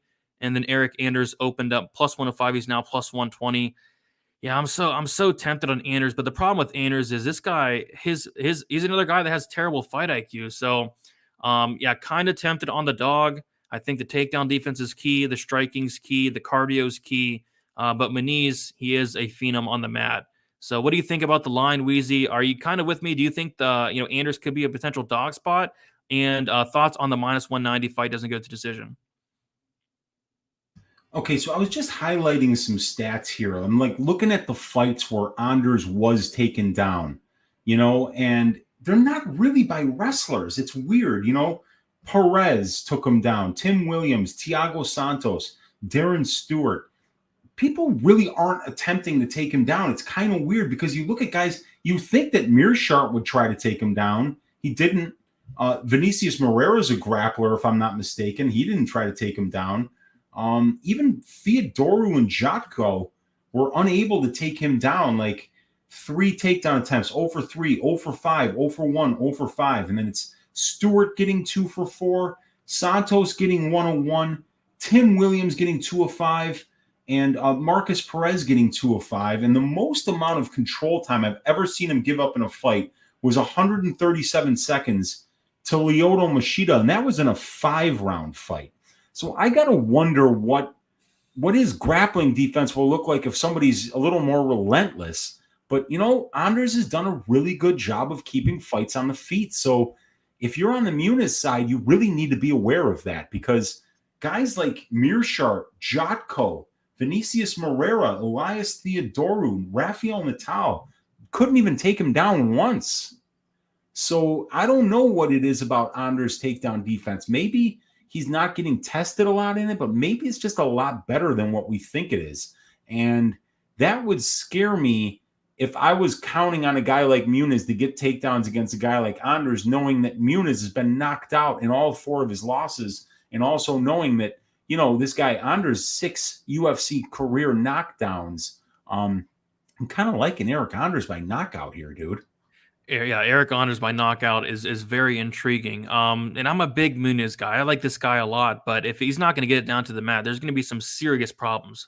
45% striking defense, poor cardio, poor striking in general. If he can't get Eric Anders down, it's going to be a very, very rough night. And, Eric Anders, he's training at Fight Ready. And like I said, he's looked a lot better since then. Yes, he made a silly mistake kneeing Darren Stewart on the mat, but he was on his way to finishing that fight. And Darren Stewart's like very, very tough, where I don't think Munhoz has that same toughness as a Darren Stewart. And yeah, Eric Anders, it's interesting. Like you got to know, if you're Eric Anders, you got to know Munhoz is going to try to take him down. Like, and he had to know, like Meerschaert was probably going to try to take him down. He didn't, but he was prepared for that. He was prepared for other grapplers trying to take him down. And like you mentioned, you brought up a lot of grapplers, and they're not taking him down. So yeah, I'm tempted on Anders here. I'm going to look into it a little bit more, but I think Anders could be interesting. Especially after looking into Munhoz and who he's taken down. The guys he's taking down just have terrible fight or have terrible takedown defense. So yeah, kind of leaning Anders here. It's a very interesting fight, just like all of these. And now this next one that we're moving down to, I mean, like, this could be the most exciting fight on the card. Somebody's going to get their head punted, and I have a feeling who. Oh, no, oh, yeah, you're right. All right, guys, this is the people's main event. I love this fight. I love it, Weezy. We have Bruno Silva going against Jordan Wright. Jordan Wright, my favorite fighter in the UFC. I love this guy, the Beverly Hills Ninja. I cannot wait. This has violence written all over it, and I cannot wait. Somebody is going to get finished, and it's going to be fun. It's going to be fun for as long as it lasts, but I have a feeling it lasts for all about 60 seconds. But we have Bruno Silva. He is 32 years old, 6 foot, with a 74-inch reach. Jordan Wright, 30 years old, 6'2", with a 77-inch reach. Jordan Wright's going to have a tail of the tape advantage. He's going to be 2 years younger, 2 inches of height, and then also 3 inches of reach. We'll take a look at their last few fights. Bruno Silva, he is 5-0 in his last 5 fights. This is a guy that a lot of people are counting this guy out fight after fight after fight. I even counted him out against Turman. Didn't bet on Turman or anything like that, but I picked Turman against him. I think I did pull the trigger on Turman by submission because we'll talk about it. Silva has been submitted a million times, but he went out there and he destroyed Wellington Turman. Vicious ground and pound. This guy has so much power. And then Andrew Sanchez comes out, a very good wrestler. Andrew Sanchez came in there with a great game plan, but he did not have the gas tank to keep it up. And then Silva destroys this guy in the 3rd round. And you take a look at his last 5 fights: KO win, KO win, KO win, KO win, KO win. This guy has some serious power. He's tough. He's durable. He's never been knocked out. His submission defense is questionable. Supposedly he is a black belt and his grappling is getting better, but he has been submitted a ton. So, But this is a fight where he's not going to have to worry about that, which is very interesting. Jordan Wright, he is 3-1 and 1 no contest in his last 5 fights. He got starched by Anthony Hernandez in the first round in the first minute. Anthony Fluffy Hernandez went out there and starched this guy in about 45 seconds, pinned him against the cage, let off a ton of volume, and put him out cold. And then he gets a nice win over Checo, and then he makes his debut against Ike Villanueva. It was a cut stoppage, and then he loses to Joaquin Buckley in the second round. I thought the fight could have potentially even been stopped in the first. He got dropped bad in the first round, didn't recover by the second round, and they got finished early second. And then he knocks out Jamie Pickett early, which that fight kind of opened my eyes about Jordan Wright. And we talk about it every Jordan Wright fight, Weezy. Me and you go through his fights from the Alaskan fight scene, and we talk about how his first 9 or 10 wins. His first 9 or 10 wins came by guys that are 0-0. And then after that, he started fighting better guys. But yeah, this is a guy that he's kind of grown on me a little bit. I still think, he's a little bit of a bum, but he has grown on me a lot. I mean, going out there and knocking out Jamie Pickett, who was very durable, was impressive. I went back and watched that fight today. Jordan Wright looked like a killer. And, he's young in the game, 30 years old. I think we're going to see some improvements. But, Bruno Silva, this guy's no joke. And we'll talk about it. I think these guys are just going to stand and bang until one man falls. And I would not be shocked if this fight did not even see the second round, Weezy. Yeah, you know what I mean? Like, this is fun as a stat guy to see these kind of stats, just on one fighter in a fight. It's exciting. But then you put 2 fighters in the same cage, and they both have like almost 100% finish rates. They both have almost 100% finish rates against. You look at the knockdown and rates, like Jordan Wright is getting a knockdown on 3.28% of the significant strikes that he lands. Jordan Wright's getting knocked down on like almost 5% of the significant strikes that he absorbs. If you threw a banana peel at this guy, he would go down and have to go to the hospital. And then you got a guy like Silva, who in 21 professional fights has finished 18 of them by knockout. I mean, this guy's got 18 knockouts. And then you go and you look at those last 5. He's knocking out Kovalev, Shlemenko, and Frolov. What he did to Frolov on the ground in the 4th round of that fight, that ground and pound, I think they had to change out the canvas after that fight, because I think he literally left bone fragments from Frolov on the goddamn canvas. It was brutal. And then the Wellington Turman one might have even been worse. And and then you got Jordan Wright, who's showing a 39% striking defense, Brady. And this guy could get knocked out by a hot shower. So, somebody's getting knocked out here. If this fight goes to decision, I'm done gambling. There will be no stat diggers next week, because we're done. This fight is going to finish. It's absolutely going to finish. Like we said, Bruno Silva, 18 of his 21 wins coming inside the distance. Jordan Wright, all 12 of his wins coming inside the distance. Jordan Wright, both of his losses coming inside the distance by knockout. Bruno Silva, 5 of his 6 losses coming inside the distance, all by submission. So everything lines up. And then we talked about this too. If you think Jordan Wright's 39% striking defense is bad, well, look over on the other side. 37% striking defense for Bruno Silva.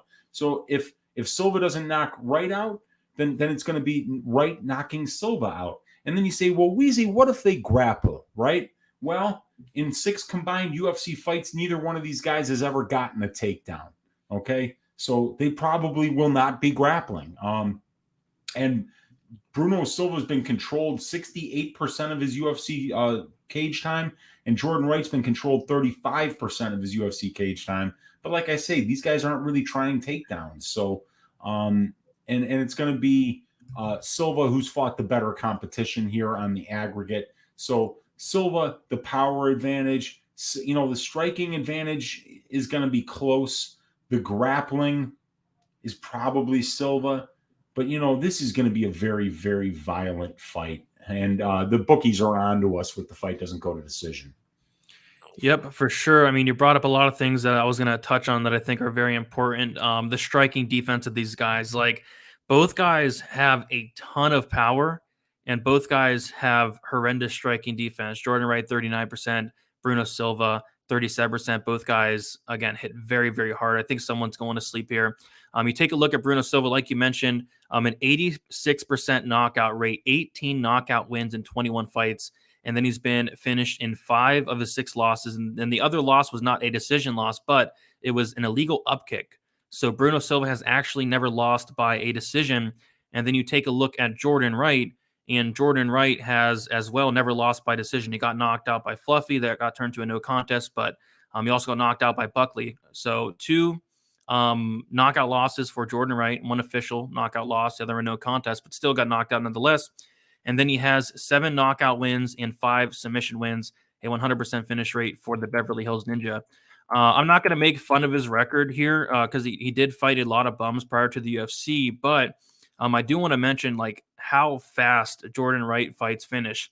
His very first fight, 1 minute and 3 seconds. The second, 2 minutes and 48. The next one, 52 seconds. 1 minute and 59. 10-second win, a spinning back kick, 10 seconds. A 39-second knockout, 1 minute and 32 seconds. 2 minutes and 3 seconds. 1 minute and 29 seconds. A 40-second loss to Fluffy Hernandez. This is his first fight that went into the second round against Gabriel Checo. Got a TKO in the second round, went in 48 seconds.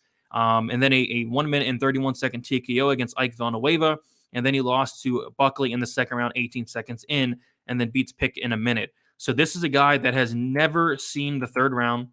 He's never been over the 1.5 round mark, and it's not like a 8, 7, 9 fight sample size. This is a good like a 14 fight sample size where Jordan Wright has never seen the over 1.5 round mark. So yeah, when we're talking, spots on this fight, this is something I've had circled for a while. Who was Wright was supposed to fight what's his face? Julian Marquez, right? It was Marquez, yeah, and Marquez pulled out the day of, man. I had a massive bet on fight doesn't go to decision. I had a massive bet on Marquez. And we got that fight doesn't go to decision at a crazy price tag. I want to say like minus 240, right? It was better than minus 300, and I was laughing as I was making the bet. I'm like, this fight goes to decision maybe 10% of the time. A guy like Marquez is incredibly durable too, but man, he's a great finisher. And Jordan Wright, like you say, man, you can shit on the previous competition and all that. But I mean, like the way he went through Pickett, he destroyed that dude. And everybody was talking about Pickett's durability prior to that fight. He's lasting with Tafon and Chukwi, and then, all of a sudden Jordan Wright just came in there and starched his ass. So yeah, both these guys are really dangerous. This is going to be such a fun fight. Yeah, I will say, like I was very confident in the Marquez Wright fight doesn't get the decision, but I'm kind of more confident in this fight here because we take a look at Marquez. Marquez had never been finished, right? Whereas Bruno Silva, this guy's been finished in all of his losses outside of one, and that one was a DQ. So yeah, we'll see why the fight doesn't go to decision is juiced to the max, and as it should be. The fight doesn't go to decision is sitting at minus 385. And the fight goes to decision sitting at plus 265. And we talked about it a little bit. I'm hoping we get a better price tag on a different book. I'm going to be looking at FanDuel, DraftKings, BetOnline, books like that. But I think there's different ways you can attack this as well. I'm not one to play like under 1.5s, but this is a situation where, I would even play the under 1.5 rounds here because Jordan Wright has never seen the over 1.5 rounds, and I think this does finish in the first. There's also fight does not start round 3, and then there's also the alternative under 2.5 rounds. Those are kind of what I'm going to be looking at. The under 2.5, I'm hoping to get a solid price on it, but this is one I have circled, and I'm looking to make a pretty sizable wager on it. As far as the money line on Silva, I can't get there. I really can't. I get that. Not a lot of people are high on Jordan Wright, especially me. I'm probably the biggest Wright hater out there. I crap on this guy all the time, but I really don't feel all that comfortable laying minus 325 on a guy that's going to come out here and stand and bang with somebody as dangerous as Jordan Wright. I mean, he's dangerous. So Jordan Wright opened up plus 285. He's now plus 275. The pick for me is Silva. I think he has more ways to win. He actually has some good cardio, believe it or not. We saw in his last fight, he out-cardioed Andrew Sanchez, finished him in the third round. I have some serious suspicions about Jordan Wright's cardio. When we have seen him extended, his cardio looks very suspect. So I think Silva's going to have the cardio advantage, and especially just with the way Wright fights, it's hard to see this fight getting extended. So I'm going to be looking at some violence in some type of way. Don't know what I'm going to bet yet, but I'm going to be, keeping my eye out for those props. But I think Silva starches this guy probably even in the first round. Yeah, it's going to be a great fight, but yeah, I laying minus 325 on Bruno Silva, and Wright's super dangerous. So, I think the value might on the money line side might even be on Wright because, I think if you're going to beat Jordan Wright, one of the best ways to do it is probably not to be standing up with him, even though he's got submissions. I don't know if he's ever submitted anyone that has a win in their career. I think there are like Alaska submissions. So, Bruno Silva not known for getting fights to the ground. So, he's going to be standing up with a guy that's very dangerous. And that guy that's very dangerous is plus 280 right now. So I'd probably be more likely to bet the right money line than I would the Silva at this particular spot. But fight doesn't go to decision. Under 1.5, under 2.5. Fight doesn't start round 3. Those all feel like parlay pieces. Yeah, and something else I did with the Marquez fight, Jordan Wright by knockout in the first round. Remember we bet it. I think you bet it as well. It was a ridiculous price. I want to say it was something crazy. Like, what was it, like plus 1250? Like, it was something nuts. It was better than plus 1,000, and like that's literally 100% of his win condition. So I mean, it was way, way, way off, and it was the kind of thing where I think I had 2 units on the Marquez money line, and I think I had a 2-unit parlay with Fierro and Marquez that weekend. And so because I had 4 units on Marquez, if he lost, I said to myself, well, let's look at the hedge. And the hedge was something like 12-1 or something like that. Nuts. And it just made it so easy. It's like, okay, well, I could put like a 1/4 unit down and cover my 4 units.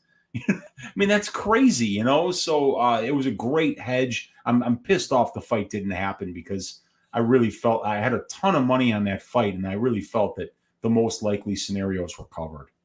Yeah, I had like over 5 units invested in that. I think I had like 5.25 units invested in that fight. It didn't happen, but this hopefully happens because this is probably my favorite fight on the card. Call me crazy, but I love this fight so much. But we'll keep moving on.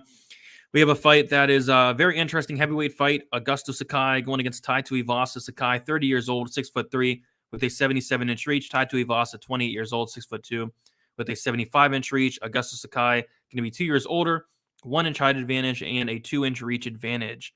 We take a look at their last 5 fights. Sakai is 3-2 in his last 5 fights. A decision win over Andrei Arlovsky, a knockout win over Marcin Tybura, a decision win over Blagoy Ivanov, a knockout loss to Overeem and Rosenstruck.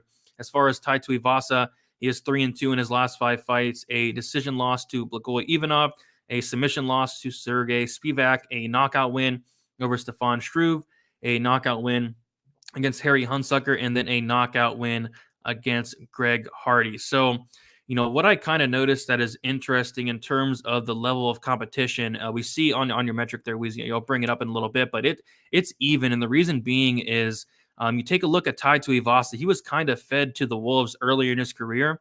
He fought, Andrei Arlovsky, he fought JDS, Blago Ivanov, JDS finished him. And we see as of recent, he's fighting, a lot lower competition, like a Harry Hunsucker, like a Stefan Struve, and a Greg Hardy, and he's taking care of them accordingly. But yeah, early in his career, he was fighting some very impressive guys, like a veteran Arlovsky, JDS, all that good stuff. Whereas Sakai, he kind of, built his way up, started with guys like Chase Sherman, won on the Contender Series as well. And now he's fighting guys like Jairzinho Rozenstruik, one of the hardest hitters in the division, and a guy like Overeem. So, yeah, kind of weird there. But, yeah, it's a close fight pretty much everywhere. I think the striking is very close. Both guys are very powerful. It's probably slight advantage in the cardio to Sakai, but it's a pick 'em on the money line, and I definitely see why, because everywhere this fight is, I see it being close. Yeah, and you look at Tuivasa, 92% finish rate, Sakai 73% finish rate.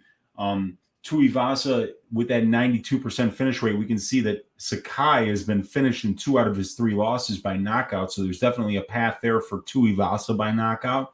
And then Sakai's a knockout artist in his own right, and Tuivasa has been knocked out once and submitted once. So, it looks like this fight probably will finish inside the distance. Both of these guys land more strikes than they absorb. It's Tuivasa who's showing the better power, and those leg kicks of Tuivasa are very, very dangerous. It's a big deal what he's doing, being able to limit his opponent's movement with those leg kicks. He's going to them early and often, and they're causing problems. Sakai is pretty athletic for a big guy. You know, he moves very well and he's got very slick striking, but I think that Tuivasa will start at the bottom and then start working his way up. And I think he'll be the more powerful guy. I think he'll be the more dangerous guy here. We'll just have to see how his conditioning holds up. But in 16 UFC fights, these guys have combined for 3 takedown attempts. 16 fights, only 3 takedown attempts. And they've only gotten 1 combined takedown in 16 UFC fights. So obviously this is one that we can look at probably going, staying on the feet. And then so it kind of like just pushes us right back to these striking statistics. And we see that Tuivasa outlands his opponents by exactly 1 significant strike per minute. Augusto Sakai outlanding his opponents by 1.02 significant strikes a minute. Sakai throwing a more volume than Tuivasa. The striking accuracy is almost identical. The power numbers are in Tuivasa's favor, but also Tuivasa has been knocked down twice in 207 significant strikes, while for Sakai, he's only been knocked down once in 347 significant strikes attempts, and that was against Rosenstruik. So, or was it Overeem that knocked him down? I forget which one of those guys knocked him down, because the Rosenstruik one might have been a standing knockout. But either way, these guys are both pretty tough. But you got to love the fact that these guys don't grapple that much. And then when we look at the strength of schedule metric, it's virtually identical. Strength of schedule, virtually identical. Striking stats, maybe a little bit of an advantage for Tuivasa simply because the striking defense is about 4% better and the power numbers are a little bit better, but it's Sakai who's been less chinny. Slightly better finisher here in Tuivasa, a little more experience on the aggregate for Sakai with 100 more minutes of cage time, but it's Tuivasa with 2 more UFC fights. It's Tuivasa who's fought 60% of his career at the UFC level. And then those tail of the tape is almost identical, dude. Look, I hate to admit it when the statistics don't really give us anything, Brady, but it's not my fault. Go look at the line. It's 50-50, man. So we look at it, strength of schedule, 50-50. Grappling, neither one of these guys are really going to grapple, 50-50. Experience, 50-50. Tail of the tape, 50-50. Who's going to win these minutes on the feet? That's how you're going to find out who's going to win this fight. And boy, it looks so close according to the striking stats. Yeah, man. I mean, it's a close fight, as the line does indicate. It's a pick 'em one way or another, and I'm gonna be shocked if it stayed a pick 'em all week. I mean, how can somebody be confident on either side? It's such a close fight. I mean, I looked into it a little bit, and I just don't really favor one guy, more than another. I guess, like I said, Sakai maybe a little bit better cardio. Sakai, maybe the better durability. Both guys seem pretty tough. Probably Tuivasa probably does hit hard. It's a close fight. So I don't see myself getting to a bet here. So yeah, -110. No strong lean one way or another. Fight goes to decision, +170. Fight doesn't go to decision, -230. I guess I'd be kind of interested to see where they set the over-under. If they set it at 1.5, maybe take a look at the over, because again, both guys are very, very tough. If there is a finish, I think it might be Tuivasa early. We've seen Tuivasa get those first-round knockouts. He got a first-round knockout against Struve. He got a first-round knockout against that bum Hunsucker, and then he just knocked out Hardy in the first round.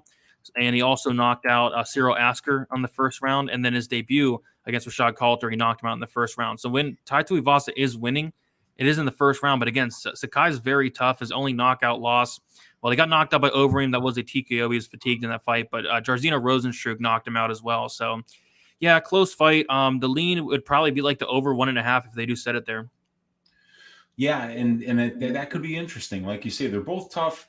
6 combined pro losses for these guys, 4 of them inside the distance, and they're both, on the aggregate, we're talking about, let's see, Yeah, so 11 out of 15 for Sakai, 11 out of 12 for Tuivasa. So 22 out of 27 of these guys wins have finished inside the distance. About 2/3 of the losses have finished inside the distance. So, yeah, it's anything better for fight doesn't go to decision than minus 200. Feels good, and it's probably this fight is going to end by knockout instead of submission. So if you could get fight ends by KO at a better price than fight doesn't go to decision, which you should be able to, that might be a way to get a little bit better value on this. But God, it feels like flip a coin. But I'm going to pick Tuivasa. I think the power of Tuivasa will probably make the difference here.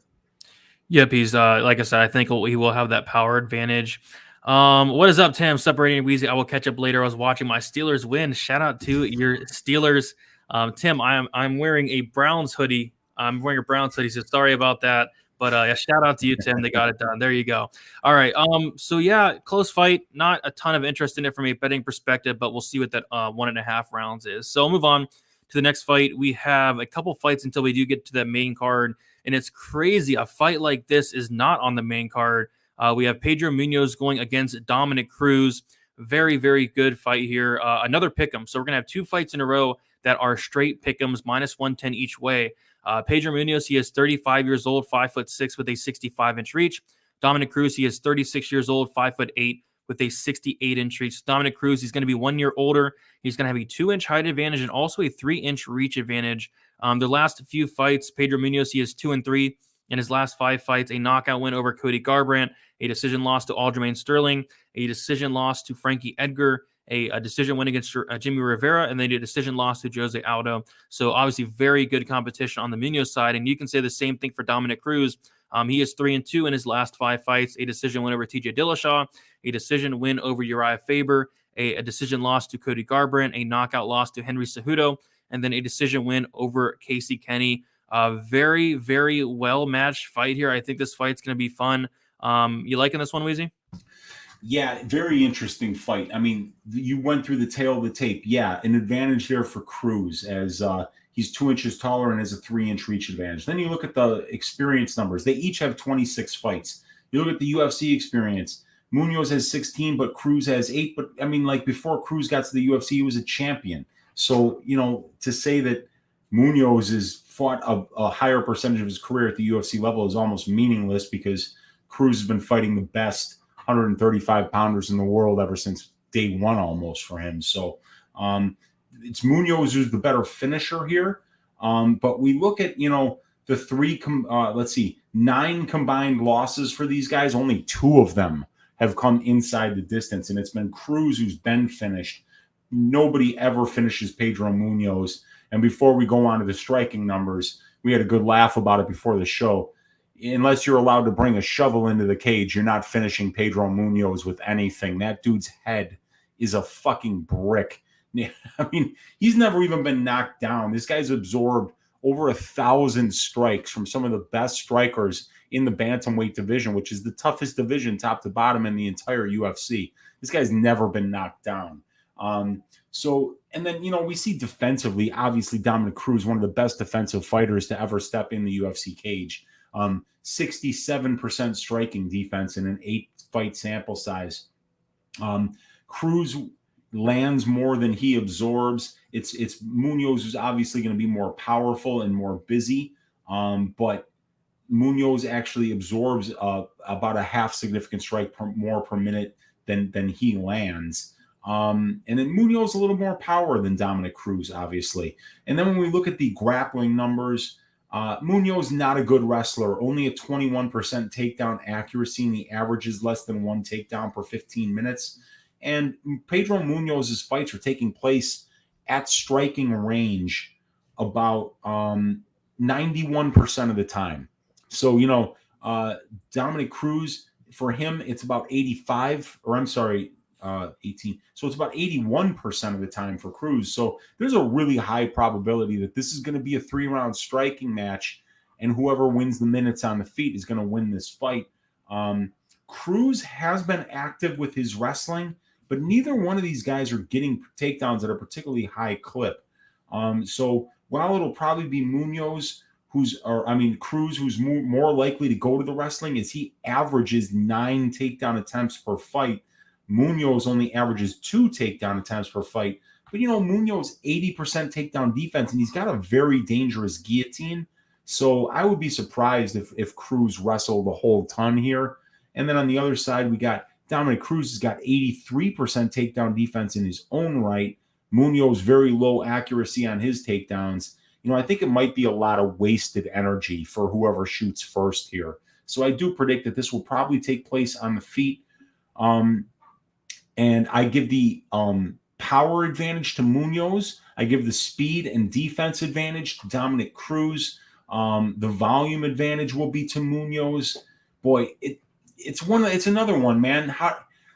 Dominick Cruz has fought the better strength of schedule, though. He's got better wins and he's got better losses, I would say. So Cruz has got a tail of the tape advantage here. He has a strength of schedule advantage here. He's probably the more likely guy to get a takedown and win minutes on the ground, but that, like I say, that's a very low probability in my opinion. And as far as the striking goes, man, it's gonna be close. But maybe on the tail of the tape and strength of schedule, I'll lean Dominick Cruz, knowing how hard he is to hit and how frustrating of an opponent he could be. But boy, it's a close fight, man. It's really hard to see a bet getting to on this one. But you mentioned it before the show. Maybe this fight does go the distance. Yeah, it's a pick him for a reason. I mean, like you said, tail the tape advantage, probably, Dom Cruz. He's only a year older, but he's going to be having the height and reach advantage, 3 inches of reach. What concerns me about Munhoz is just he's pretty hittable. I know it's a 57% strike and defense, but he absorbs a ton. He's actually absorbing more than he's giving out, which you never really like to see, whereas Dom Cruz is giving more out than he is taking in. So I do like that. I like the movement, the defensive striking of Dominick Cruz. It's some of the best you'll ever see, 67.5% strike and defense. And then you mentioned that the strength of schedule as well does favor Dominick Cruz overall in the wins and in the losses as well. So yeah, I do like Dominick Cruz here. But yeah, the fight goes to decision really does stick out to me because it's only minus 185, and that's interesting. The fight doesn't go as plus 145. I feel like if Dominick Cruz wins, it's going to be a decision. He's not going to submit. Munhoz, I think Dominick Cruz has maybe one submission in his career. He's not going to knock out Pedro Munhoz. Dominick Cruz, he doesn't have a ton of power. And Pedro Munhoz, you can't knock that guy out. On the flip side, Munhoz, I guess if there was a finish, it would come from Munhoz. I don't see him submitting Dom Cruz. I guess it would have to be a knockout, but Dom Cruz has only been knocked out, I believe, once in his career, 26 fights. So, I think the fight goes to decision is just, really badly priced here at minus 185. So I think that's where I'll be looking. I'll be looking at Dominick Cruz by decision as well. But it is a close fight. But yeah, I do lean Cruz. Yeah, me too. But it's kind of hard to get to that fight because you could see Pedro Munhoz being the more explosive guy, landing the the more eye-catching strikes. And he does throw a lot of volume too. But like I said, Cruz is a really frustrating matchup for anybody. He brings a very unique style, very defensively sound, and he's a tough matchup. Yep, for sure. And yeah, I think you bring up a good point that Munhoz is probably going to be landing the much harder strikes, and he is a very high volume. But yeah, I think the fight goes kind of I think it covers a bunch of outcomes. I would be shocked if there was a finish here. So anything else in this fight? It looks like we're both on the same page here for the most part. Yeah, I think we got to move on to this next one, man. Sounds good. I think there is one more fight, and then we get on the main card. So next we have, this fight is going to be phenomenal. Josh Emmett going against Dan Ige. Josh Emmett's 36 years old, 5'6" with a 70-inch reach. And we do see that Dan Ige is 30 years old, 5'7" with a 71-inch reach. Dan Ige, 6 years younger. He's going to have a 1-inch height advantage and also a 1-inch reach advantage. So the tail of the tape advantage is definitely going to Ige here.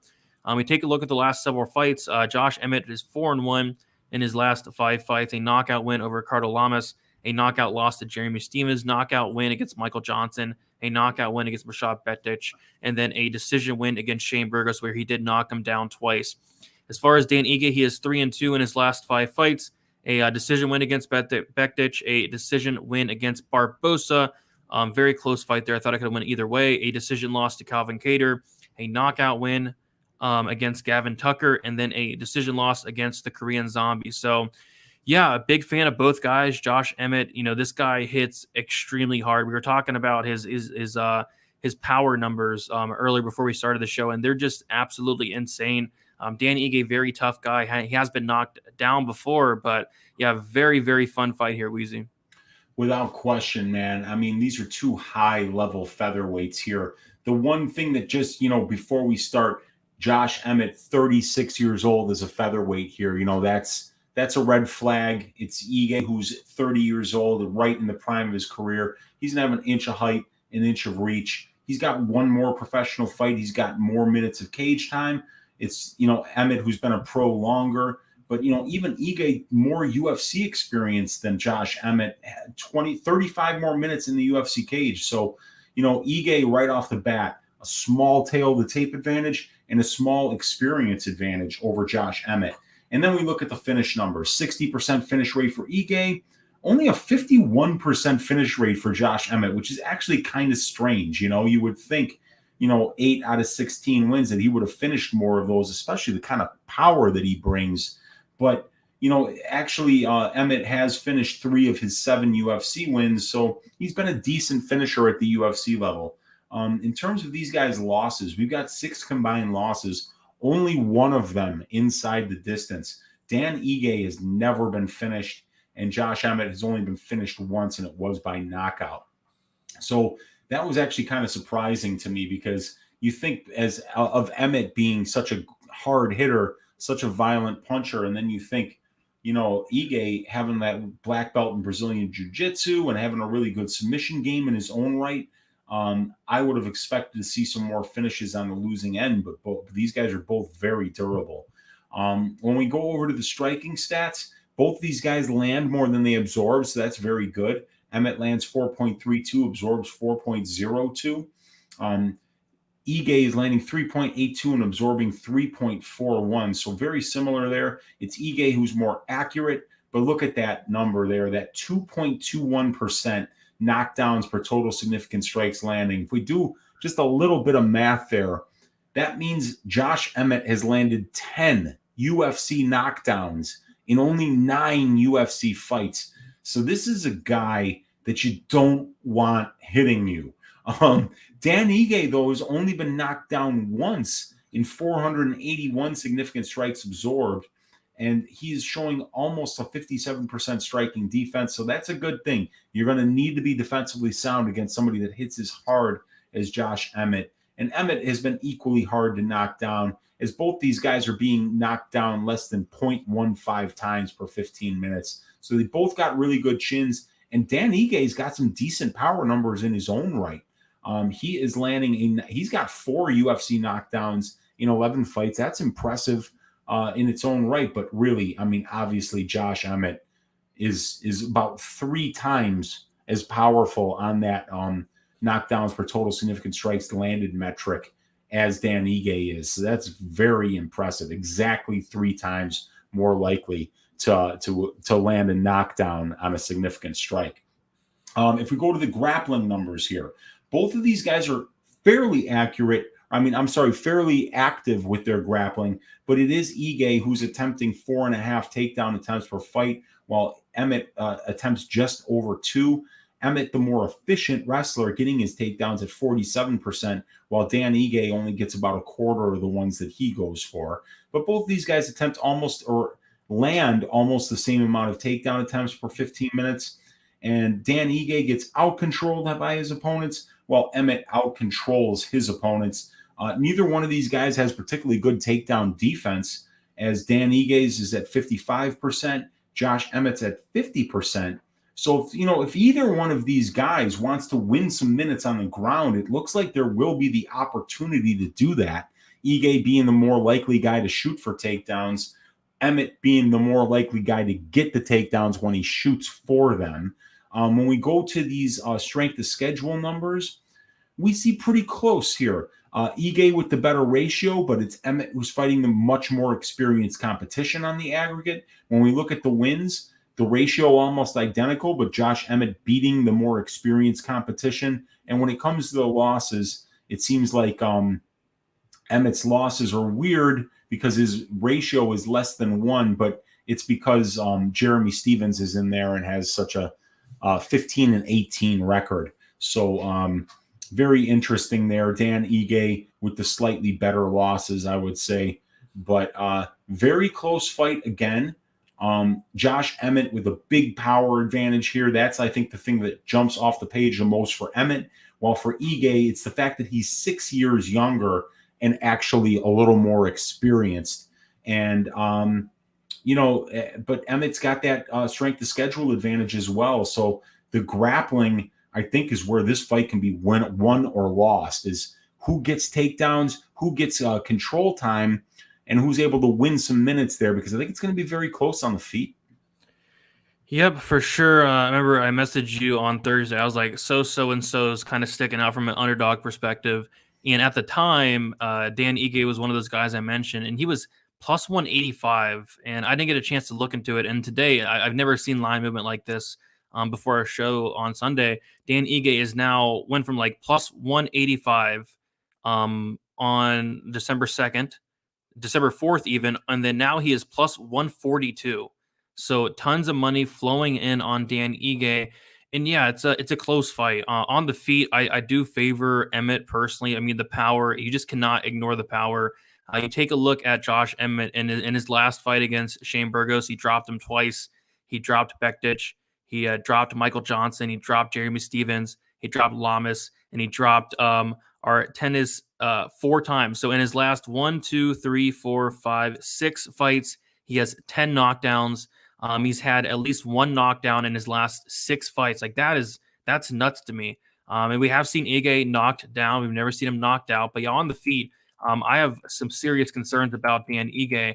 I think he's a solid striker, but man, the power of Josh Emmett is something to really scare me away from the Ige side a little bit. But yeah, the grappling is what's probably most intriguing for me, because even if Dan Ige does grapple, that's a path to victory, right? He's a black belt in BJJ, but Josh Emmett, thus far in the UFC, thus far in 9 fights, he's shown a phenomenal get-up game, only getting controlled 3% of the time. So if Ige does take down Josh Emmett, is he going to be able to hold him down? And on the flip side, Ige 55% takedown defense. We saw he was controlled a lot by the Korean Zombie. I just don't know if that's Josh Emmett's game. We talked about it before the show, where you take a look at Josh Emmett. He has landed, 10 takedowns, and 8 of those takedowns came against Scott Holtzman. So, the grappling's interesting. But yeah, on the feet, I kind of like Emmett just based off the power. Maybe he could potentially hurt Ige. Barbosa was able to do it. Maybe even be the first one to knock him out. Like Josh Emmett hits like an absolute truck. Knocking down Shane Burgos twice is not an easy thing to do.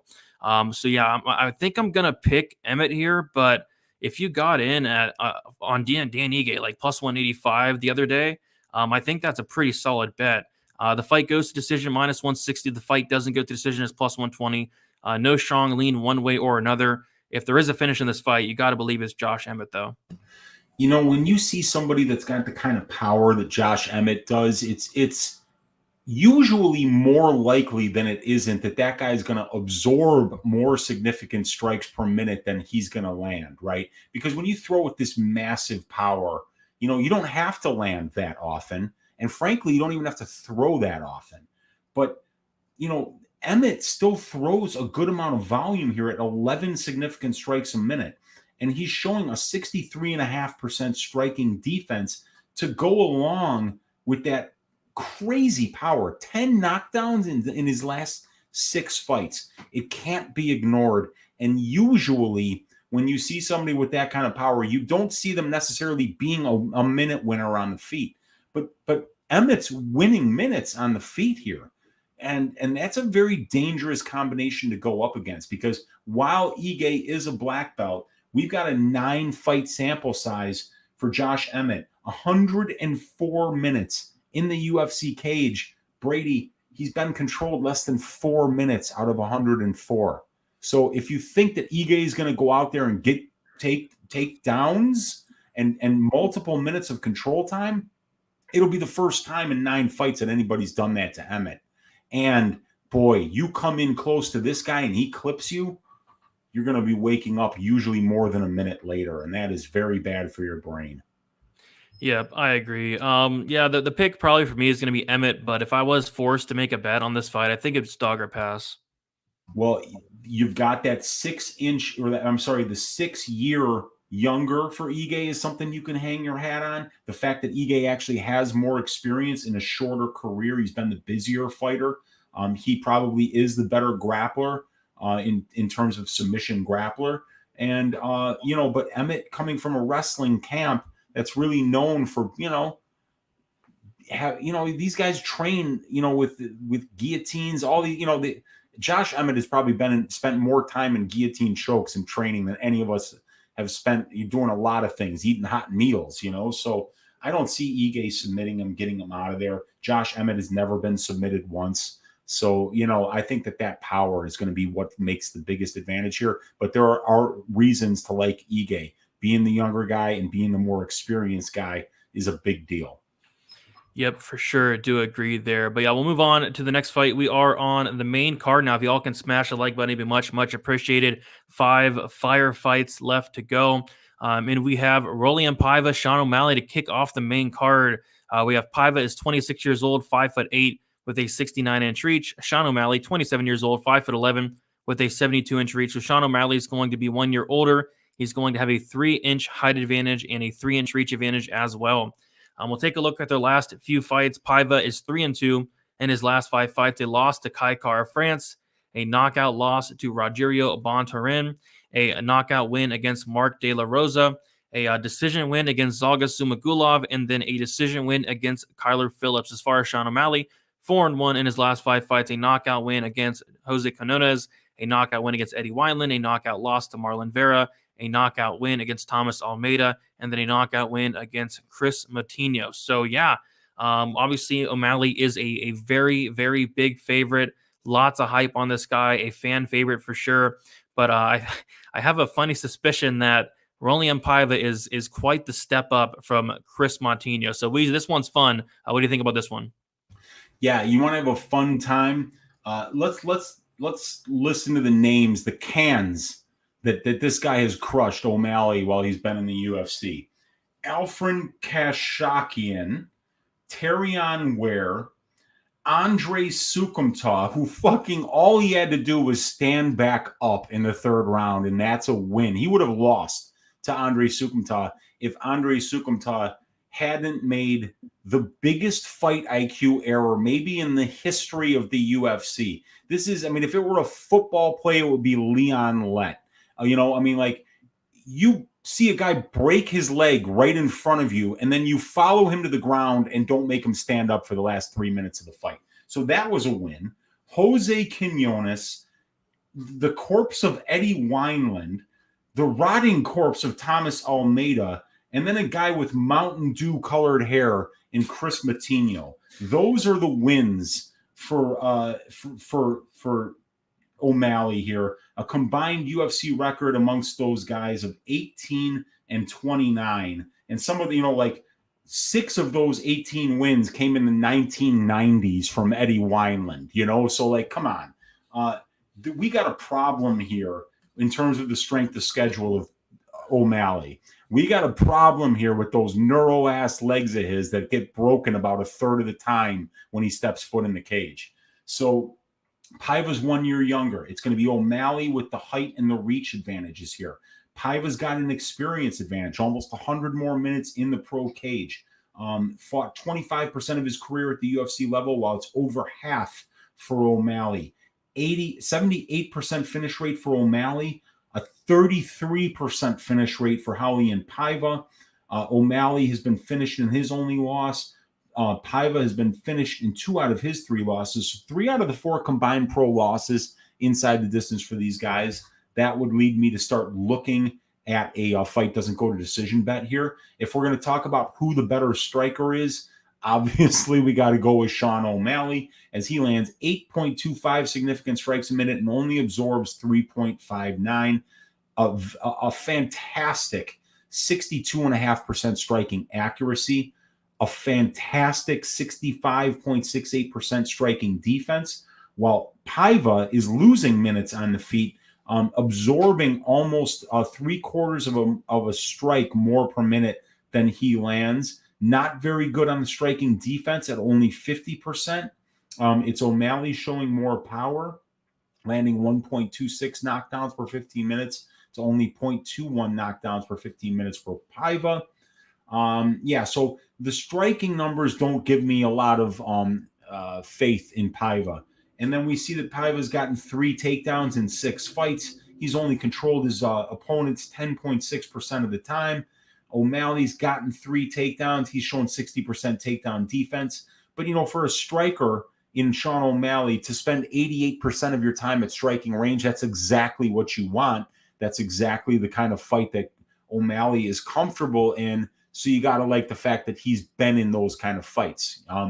Paiva has gotten his fights to the ground about 18% of his UFC career. He's outcontrolled his opponents 10% to 7%, despite the fact that Paiva has shot 11 takedowns and Paiva's opponents have shot 44. So Paiva, hasn't had a lot of offense on the ground, but also he's been defending so many takedowns that his efficiency on the ground has actually been quite impressive, with his ability to be able to win minutes and be defensively stopping takedowns at a pretty good rate here at 75%. But he's had 44 takedowns attempted against him in 6 fights. And despite the fact he's had 44 takedowns attempted in only 72 minutes of cage time, he's actually spending about between 5 and 6 minutes of that cage time has been control time. So Paiva's very difficult to take down and hold down. But O'Malley, on the other hand, while he doesn't have the greatest takedown defense, we haven't seen enough offensive wrestling out of Paiva to suggest that he has an opportunity to win a lot of minutes in the wrestling, because we just haven't seen enough of it from him for us to be confident there. In terms of the strength of schedule, Paiva's fighting the better ratioed competition. O'Malley fighting the more experienced competition. The wins a little bit better for Paiva. The losses better for O'Malley. If this fight takes place on the feet 90% of the time, which is about the aggregate for both of these guys, you got to feel that Sean O'Malley should win this fight. But, one kick to that calf of his could change the entire trajectory of the fight. Those neuro-ass legs of Sean O'Malley give me serious pause, especially at this line. Yeah, the line is definitely wide. I like O'Malley here, but I'm not going to be betting anything on this fight more than likely. I mean, you just take a look at the striking numbers. Like, it's not even close. Paiva, 43% accuracy to Sean O'Malley, 62.69.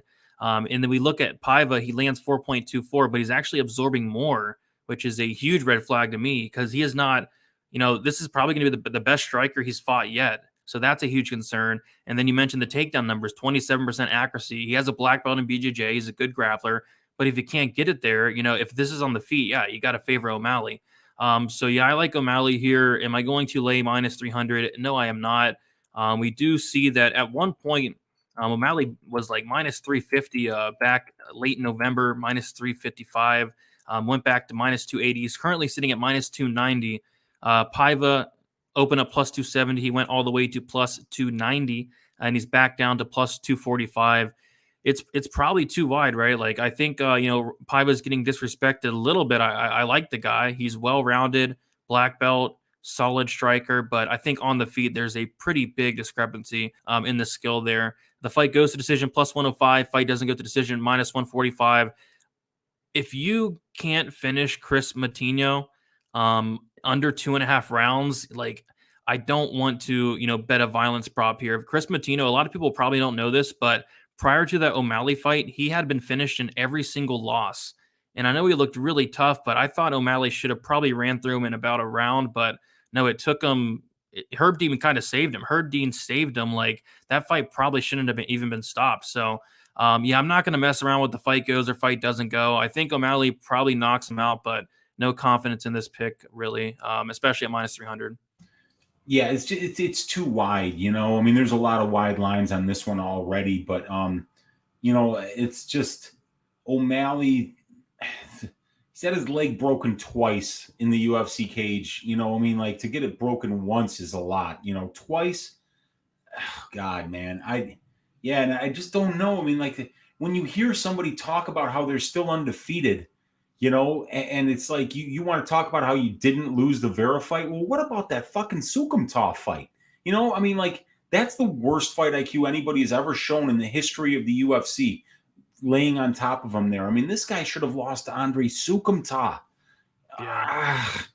I'm not betting him at minus 300, Brady. I'm not doing it, man. And like you say, if Herb Dean doesn't stop that fight, that he doesn't even stop Moutinho.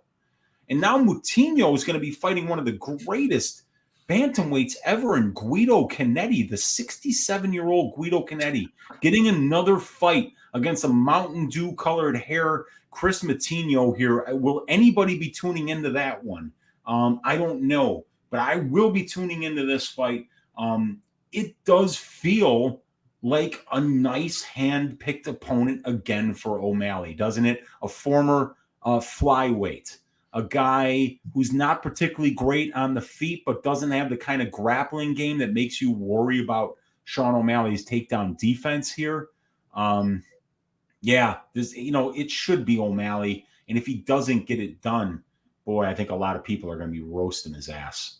Oh, yeah. Shout to Owen. Fight shouldn't have been stopped. Does Pub Sports pay you idiots to hate Sean? First time was a broken foot. Second time was perennial nerve damage. He didn't break it twice, you idiot. Okay. All right. That guy is obviously a doctor. I didn't go to medical school, but you know what? You don't have to be a doctor to know that dude lost that fight against Sukumta. I'm sorry. Everybody else stands up there. The announcers were yelling at him to stand up. They were saying, what is he still doing here? So if you got your little love affair with Sean O'Malley, the rest of us out there are trying to figure out ways to make money here. And Sean O'Malley's implied probability here is between 75 and 80% to win this fight. And he's never had one signature win in or out of the UFC. So go ahead, call me an idiot, but this guy's narrow ass legs are a huge fucking red flag, as is the fact that he thinks he's undefeated and he's not. Yeah, that's pretty weird. I mean, he's really convinced that he even says that he won the Vera fight, right? Like, that's weird to me. But yeah, I'm going with O'Malley here. I think he does get it done, but I will be curious to see what he does look like against somebody that is like a top 15 guy like Paiva. What's he ranked? He's close to the top 15, right? He might be close to the top 15 because of the close fight against Phillips, who's a huge prospect. But, Paiva was fighting at 125, and he was missing weight continuously. So while Paiva had some good fights at 125 and looked good there, he was a bit of a weight bully. So now he's moving up, and he's going to be the much smaller guy here. So, yeah, man, this doesn't feel like the spot where O'Malley is going to lose. But, they keep giving him these opponents that are, nice matchups for him. And the fact that they gave him Moutinho on short notice shows that they're coddling this kid. I can't believe that fight was sanctioned. Like, dude, how many people, Brady, were asking for that fucking fight? I mean, like, everybody, you go on Twitter and there were 30 bantamweights calling this guy out. And who do they come up with? A guy who's a 500 on LFA. So, I don't know what to say besides that. That tells me that they're trying to protect this kid. Yeah, and yeah, I get it. They're building him up. I get it. He's a star. He's a star. People love this guy, especially Owen. He really loves Sean O'Malley, and I get it. And there's a lot to like there. The guy's a fantastic fucking striker, an elite striker. So yeah, I get why people like him. He's super fun to watch, but he's got to beat somebody great, Yes, and this will be a step in the right direction with Paiva, because Paiva definitely is no bum. It's a step up for sure. Yeah, so let's see how he handles it. Sounds good to me. Next, we have Kai France going against Cody Garbrandt. Garbrandt going to be making his debut here at 125. Kai France, he's 28 years old, 5'4" with a 69-inch reach. Cody Garbrandt, he is 30 years old, 5'8" with a 65-inch reach. Cody Garbrandt, 2 years older. He's going to have a 4-inch height advantage, but he's going to have a 4-inch reach disadvantage. Kai France, he has 3-2 in his last 5 fights. A decision win over Mark De La Rosa, a decision loss to Brandon Moreno, a decision win over Tyson Nam, a submission loss to Brandon Royval, and then a knockout win over Rogerio Bontorin. As far as Cody Garbrandt, he is 1-4 in his last 5 fights, but against very, very good competition. a knockout loss against TJ Dillashaw, a knockout loss against TJ Dillashaw, a knockout win against Pedro Munhoz, a knockout win against Rafael Assunção, and then a knockout or a decision loss to Rob Font. Oh, my bad. I believe I said a knockout win against Munhoz, knocked him out, so knockout loss. So yeah, 1-4 in his last 5 fights here. So yeah, Garbrandt fighting very good competition. What I noticed right off the bat is in France's losses, they're really impressive. Brandon Moreno, Brandon Royval, but in his wins, they're kind of iffy. Mark De La Rosa, Tyson Nam, Bon Turin. This is a very fun fight. I'm looking forward to Garbrandt making his debut at 125. For sure, man. And, Garbrandt going to be 4 inches taller, but wow, a 4-inch reach advantage for Kai Kara France, fighting the former bantamweight here. Kai Kara France, wow, 32 fights. He's twice as experienced on the fights and the cage time as Cody Garbrandt, as Kai Kara France has been doing this for 11 years, 267 minutes in the pro cage, twice as many pro fights as Garbrandt here. And he's been a pro about 2 years longer. And it's Garbrandt, though, who's fought a much higher percentage of his career, almost 75% of his career at the UFC level, 30 more minutes in the UFC cage for Garbrandt. Garbrandt finishing 83% of his pro wins by knockout, 10 of 12 wins inside the distance by knockout. For Kara France, 59% finish rate here. So I think that would be about 13 of his 22 wins coming inside the distance. So I would say that would be like 3 and 10, maybe 3 submission wins, 10 knockout wins for Kai Kara France. And then the losing here, we see that Garbrandt's been finishing 3 of his 4 losses, and Kai Kara France has been finishing 5 out of his 9 losses. So 5 and 3 is 8 out of 13 losses for these guys have come inside the distance here. And we do know that Cody Garbrandt got knocked out not once, not twice, but thrice in a row. And 2 of those knockouts were coming from a juiced up TJ Dillashaw, who had been on the juice for a long time already at that point. So those were, kind of career-changing knockouts.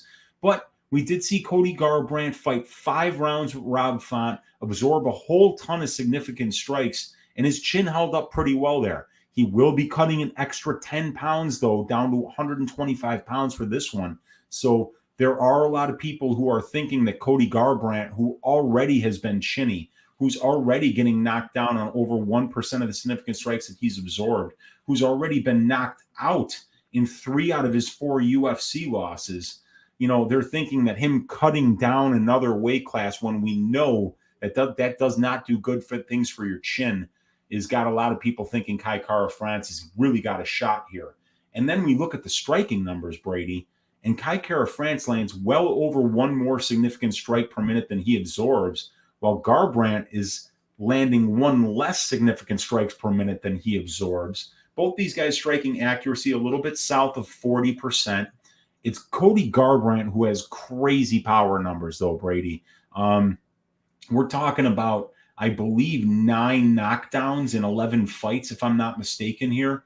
3, 6, 9, 11. Yeah, I think it's 10 knockdowns in 363 significant strikes landed. He's landing a knockdown on 2.75% of the significant strikes that he's landing. So, this is a crazy power that Garbrandt has. And Kai Kara France has been dropped 3 times in 7 fights. So Cody Garbrandt could absolutely knock out Kai Kara France. Kai Kara France landing a knockdown on almost 1% of the significant strikes that he lands. So 4 UFC knockdowns in 7 fights for France. And we see that Cody Garbrandt has been knocked down 5 times in 11 UFC fights. So, there's a clear path for either one of these guys to win this fight by knockout. They're both showing power, and they've both shown that they've been chinny in the past. In terms of the grappling here, Cody Garbrandt's fights are taking place at striking range 93% of the time. Kai Kara France's fights taking place at striking range 75% of the time. Neither one of these guys are even attempting 3 takedowns per fight.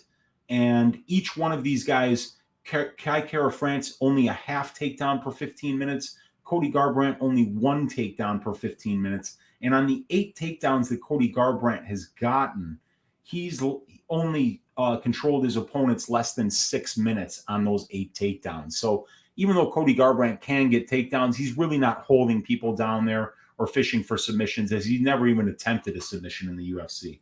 So this fight should take place at striking range. Garbrandt should have the power, but Kai Kara-France is the natural flyweight. We're going to want to see what Cody Garbrandt looks like on the scale. This is his first foray as a flyweight. So there's some questions there with how he's going to make weight, how this weight cut is going to go for him, how his chin is going to hold up after being knocked down 5 times in 11 UFC fights in his flyweight debut. There's a lot of questions here about Garbrandt, but that power that he brings to the ring is going to be a very big deal in this fight. And if you're shorting Cody Garbrandt, you better be aware of that, because that power can change a fight.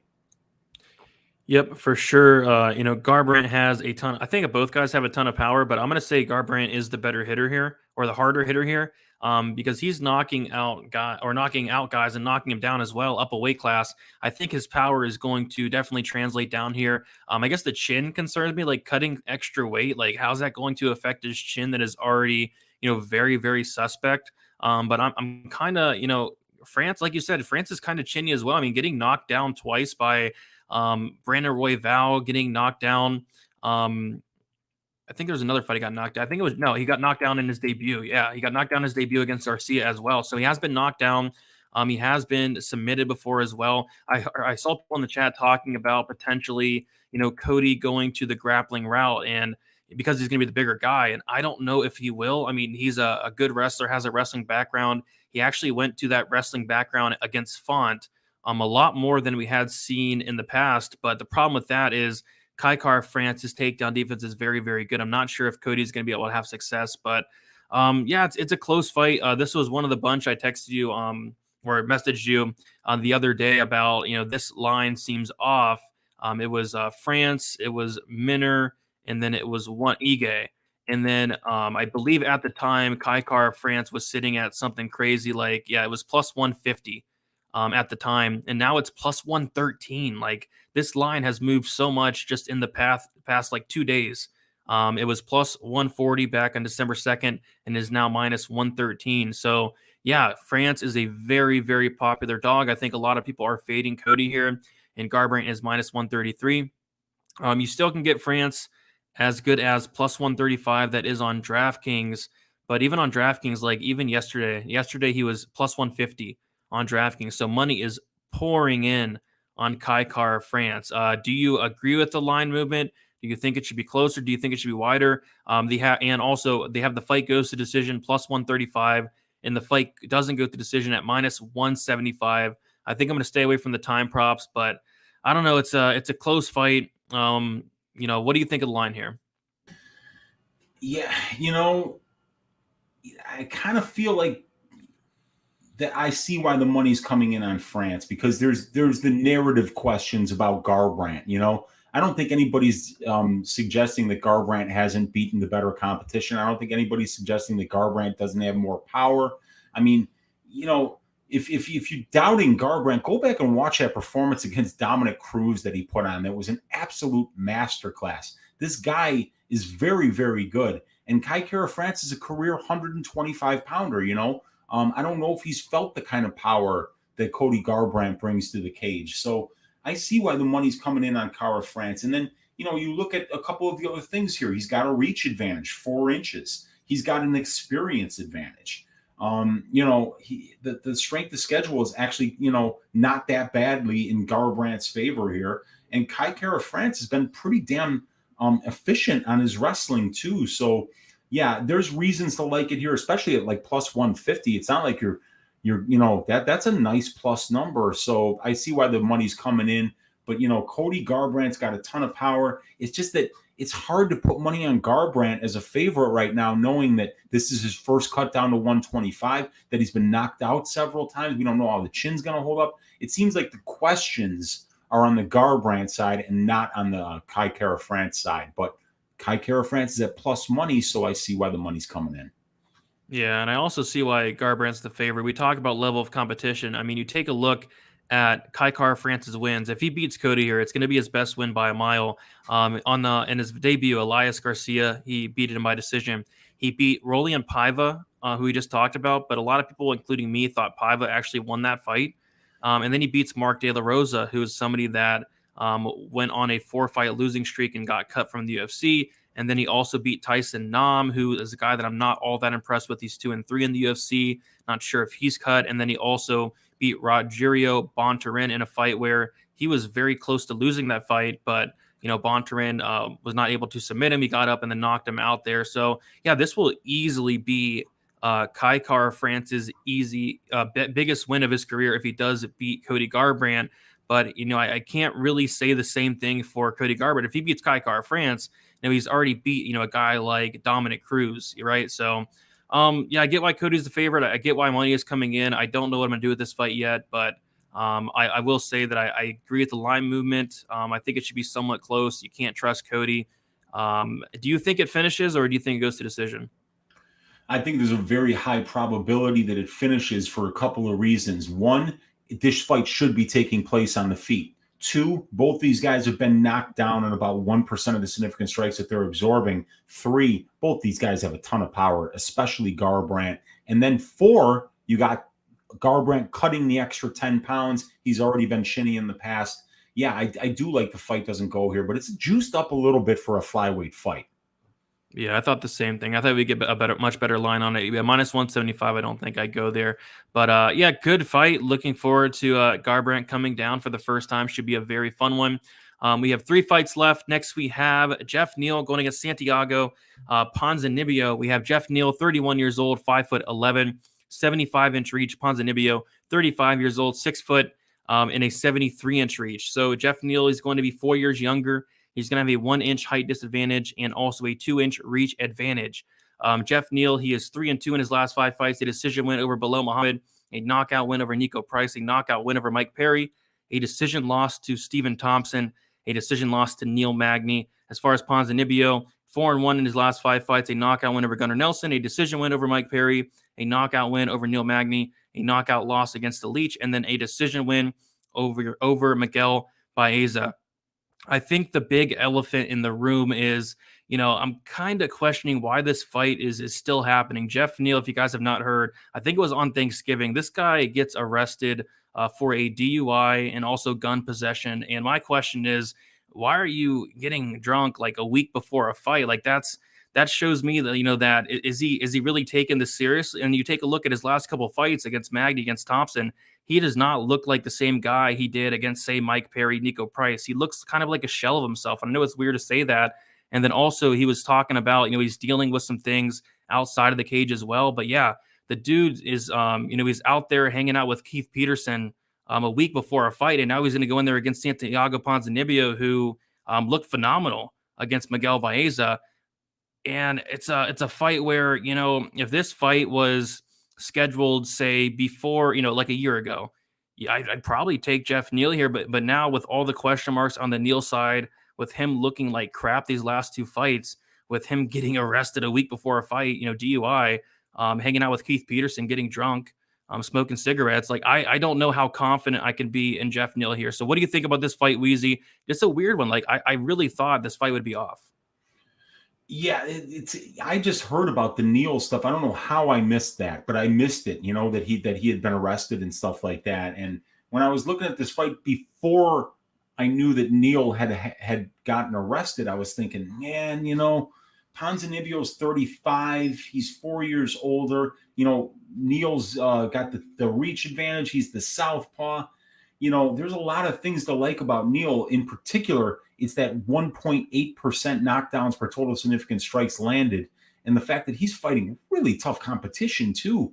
These guys on the strength of schedule overall metric are almost identical.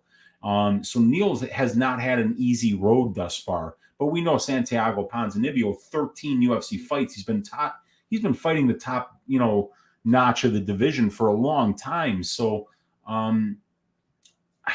the narrative things, it's just so hard to get behind Geoff Neal right now.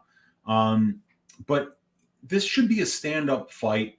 Both of these guys are showing a ton of power.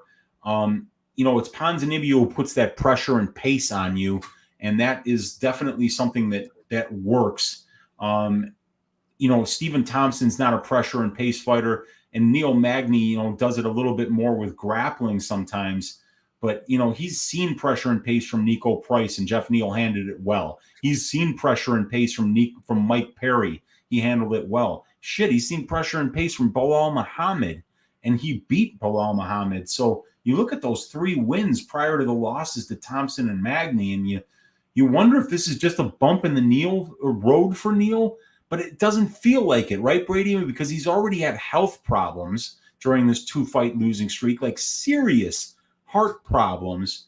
And now just to hear that a guy's drinking 10 days before a UFC fight, that's not good.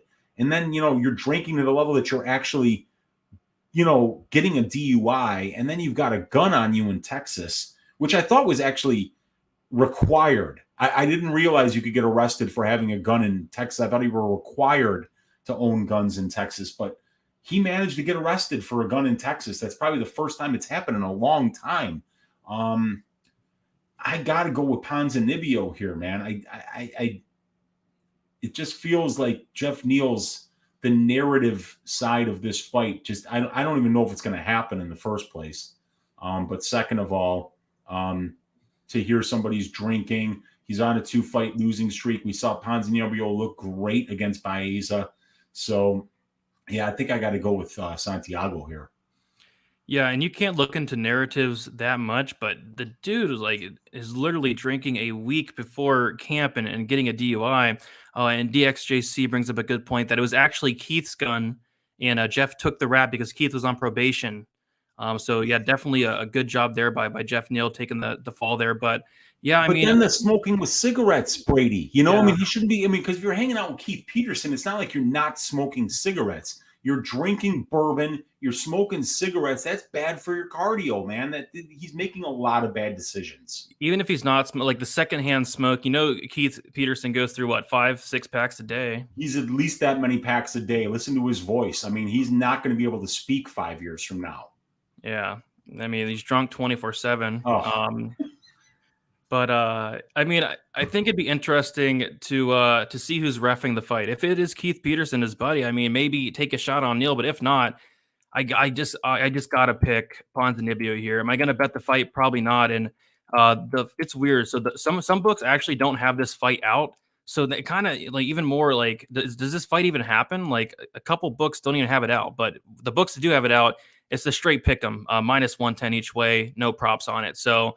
Yeah, I don't even know if this fight happens. I don't think it happens, and it just feels like a stay away, man. Who knows? Neal could come in there like a lion and catch Ponzinibbio like Lee did. Remember, it was just 2 fights ago that Lee one-punched this dude, and everybody was saying Ponzinibbio was done. And, and this is a 33, 34-year-old guy who was coming off a long way off in Ponzinibbio, and he was having health problems as well. I forgot what the health problems that Ponzinibbio was having during the layoff, but they were as well serious health problems. I would just say this feels like a stay away right now. It's a stay away, and let's see what happens with the fight. But yeah, I guess Ponzi, but I don't know. We'll see what happens. But we'll move on to the next fight. We have the co-main event: Amanda Nunes, Julianna Peña. Amanda Nunes, the GOAT, 33 years old, 5'8" with a 69-inch reach. Julianna Peña, 32 years old, 5'6" with a 69-inch reach. Amanda Nunes, she is 5-0 in her last 5 fights, a knockout win against Cyborg, a knockout win against Holly Holm, a decision win against GDR, a decision win against Felicia Spencer, and a submission win against Megan Anderson. 5-0 in her last 5 fights. Peña, 3-2 in her last 5 fights, a decision win over Kat, a submission loss to Valentina, a decision win against Montano, a submission loss to GDR, and then a submission win over Sarah McMahon. So, yeah, I feel like, I learned a long time ago, there are just some fighters you should not bet against, fighters like Khabib. People have been trying to bet against him. I remember a lot of people on Gaethje. You should not bet against guys like John Jones. And I know his last couple fights are questionable, but, the guy doesn't lose. Valentina Shevchenko, she does not lose unless it's against Amanda Nunes. And then Amanda Nunes, you do not bet against Amanda Nunes. I saw a lot of people, trying to take the shot on Anderson, and I feel like a lot of people are just going to keep trying to fade Amanda until it finally works out, and maybe it does one day. But I just don't know if this is the spot. I mean, going back and watching Peña, she has a 23% takedown defense. She gets taken down extremely easy, and you do not want to have a fighter like Amanda Nunes on you. Amanda Nunes, great ground and pound, black belt in BJJ, and you're Peña, you're getting submitted by Valentina. There's no shame in that, but getting submitted by GDR, that is a huge red flag. That was GDR's very first submission in her entire career. And just going back and watching tape on it, just seeing, fighters taking down Peña with ease, I think Amanda Nunes is going to pay off her price tag. Yes, she's a big favorite, but I think Nunes has her covered everywhere. I think the striking is, I want to say, somewhat competitive, but not really. I think Nunes has her covered there. And then I just think the biggest difference is Nunes is going to just take her down extremely easy. And I don't know if this is a hot take or not. I think Nunes finishes her round one. It's not a hot take, and I mean, I'm not going to go through all the stats here, Brady, because frankly, it's a waste of time. I just want to ask you one question. In all the Amanda Nunes fights that you've seen since the Kat Zingano fight, which was a long time ago, that's the one that she lost. Do you remember Amanda Nunes losing a round or even losing a minute of a round? Maybe against Shevchenko, maybe she lost a round. Okay, yeah, that's fair. Against Shevchenko, right? Shevchenko. Yeah, against Shevchenko. So that's been close. Those fights were close, but like you look at the last 5 fights, she's murdered all of these women. And I just, like even Julianna Peña lost a round to Sarah McMahon. She got submitted by, Jermaine Durandamy. She couldn't finish Nico Montano. And Shevchenko's subbing her. So yeah, I don't even know how you can bet this fight. Yeah, I don't lay minus 900 on anybody. I think if you're betting Peña, it's probably money just flushed down the toilet. And then now you got to pick: is Nunes going to knock her out? Is Nunes going to submit her? What round is it going to be in? This is Amanda Nunes, probably 98 out of 100 times. And I'm not betting that it's going to be the 2 times out of 100 for Peña. So, it's a stay away Amanda Nunes by murder. Yeah, I mean, you just can't bet against some of these fighters like Amanda Nunes. You'd be better off just taking your money, pulling it out, just wiping your ass with it, rather than betting on, especially for Peña here. I really find it hard to believe she's gonna pull off the upset. And I have a question: if Peña does win this fight, Weezy, if Peña was to win this fight, what method do you think? Does she knock out Amanda Nunes? Does she submit Amanda Nunes? Does she beat Amanda Nunes across 5 rounds? What do you think Peña's method is? It would probably be, like the Clay Guida, you got a drunk Keith Peterson in the ring. Nunes, clips her, sends her to the ground, lands 150 unanswered strikes while looking at Keith Peterson, begging for him to stop the fight. Keith can't even see. He's so blind drunk. So the fight doesn't get stopped. Amanda Nunes falls to her back from exhaustion, and then Peña lays on top of her. And then Keith Peterson, forgetting that he's an MMA ref and not a fake wrestling ref, lays down next to him, hits the canvas 3 times, says, "You're pinned, it's over." That's how Julianna Peña wins this fight. Wow. Yeah, I totally agree. I mean, that's the path to victory. If Keith Peterson is reffing, maybe a whole bottle of bourbon by the fight time, right? It's going to be late. Multiple cigarettes throughout the night. Yeah, I definitely see that. But I mean, yeah, but seriously, like, how does Peña win? She's not going to out grapple. She's not going to outstrike her. I think you're right. If she's going to win, somebody in the chat said, I think it was DXJC. It's going to have to be like a Clay Guida situation. But the problem with Nunes, comparing Nunes to Santos is 42 with about a round of cardio, where, Amanda Nunes, she has shown cardio issues in the past, but that's in the past and a long, long time ago. Since recently, we've seen her go 5 rounds dominating Felicia Spencer, who's a legit black belt in BJJ. dominating GDR for 5 rounds. She went 5 rounds with Pennington. She went 5 rounds with Shevchenko. So I just, there's kind of a big difference between Santos and Nunes for me. But yep, Yeah, like Mba's saying, just to give you like one little thing here. Like this is at 135, right? yeah. Okay, so maybe that's the only chance. Nunes has a horrible weight cut because she hasn't had to cut down to 135 in a minute. It's been a while. So maybe she has a horrible weight cut. And if you see her looking like total garbage on the scales, and maybe you get Peña at plus 750, maybe you put a tenth of a unit on it or something like that. But come on. Yeah, that's like the only way that I could see this happening is if she just death gasses. Because it just doesn't seem like Peña is better anywhere. I mean, the only way you see her getting it done is if, Nunes maybe just runs out of energy and late in the 4th or the 5th round, Peña sneaks in a submission or something. But it's not likely. No. But I guess we'll talk about the line. I'm sure nobody's going to be running out there to bet Nunes straight, but I think there's different ways you can do it. Amanda Nunes opened at minus 800, minus 900. The best price on Nunes is minus 770 on Bet Rivers and Unibet. Fight goes to decision is plus 310. Fight doesn't go to decision is minus 400. So think about this. Nunes Peña minus 400. Fight doesn't go to decision. And you have Silva Wright minus 380. Fight doesn't go to decision. Which one would you rather take the shot on? If you had to, it would still have to be the Silva Wright fight, because at least Nunes has been. We can see that she's been to decision 5 rounds with Spencer. She's been to decision 5 rounds with Jermaine Durandamy. I mean, Jordan Wright's never been past the 7.5 minute mark of any fight in his life. So probably the minus 380. We're getting an extra 1% of implied probability there. We got to jump on it. Yeah, for sure. But yeah, back to the odds there. Yeah, the fight doesn't go to decision. I don't see myself playing that. The over is set, looks to be set at, what is it? 1.5. It's set at 1.5 rounds. The over is minus 120. The under is minus 110. I personally think Nunes starches her early, but I feel like over 1.5 is going to be a very popular play this week. It was very popular against Megan Anderson. What else? We actually have a full thing of props, 71 props here. Nunes by KO minus 155. Peña by KO plus 1,600. Peña by submission plus 2,000. Nunes by submission is plus 390. Nunes by decision plus 500. Peña by decision plus 1,400. Any of those stick out? I think you're muted. Yeah, sorry.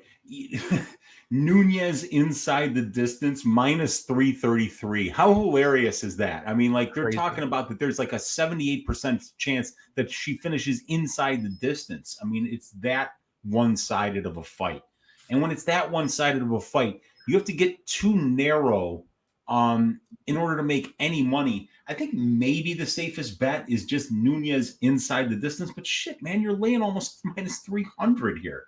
It's crazy. I'm not betting this fight.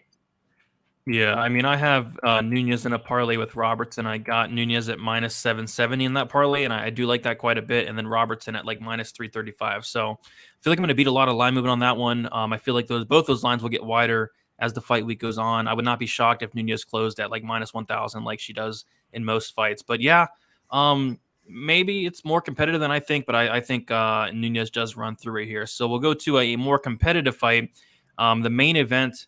And yeah, this is probably, one of the fights I've been looking forward to, one of the most fights I've been looking forward to this year, up there with fights like Colby Covington, Kamaru Usman. This is a very, very exciting fight. Charles Oliveira, Dustin Poirier. Oliveira, he is 32 years old, 5'10" with a 74-inch reach. Dustin Poirier, 32 years old, 5'9" with a 72-inch reach. Both guys are 32.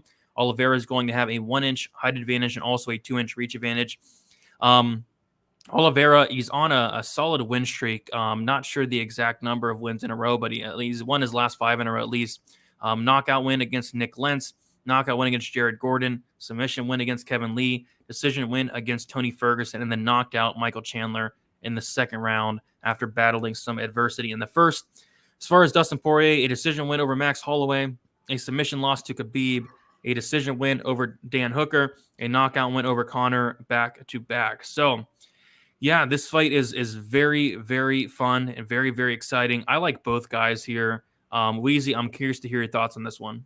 Yeah, so when we look at the stats, we try to find edges, right? And they're the same age. They're 1 inch height difference. It's 2 inches of reach for Oliveira. That's decent, but Poirier is a southpaw, so that's always a good little advantage to have because some people aren't used to fighting southpaws. 40 fights for Oliveira, 35 for Poirier. They're close in cage time. They're close in amount of years as a pro. Oliveira 28 UFC fights, Poirier 26. It's been Poirier who spent 70 more minutes in the UFC cage, a higher percentage of his career at the UFC level. 75% finish rate for Poirier, a 90% finish rate for fucking Charles Oliveira, dude. 31 fights and he's finished 28 of them. I believe, if I'm not mistaken, Brady, that Charles Oliveira holds the UFC record for most finishes.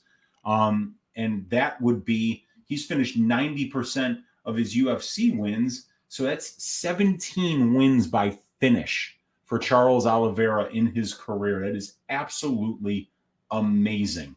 And then we look at the loss rates inside the distance.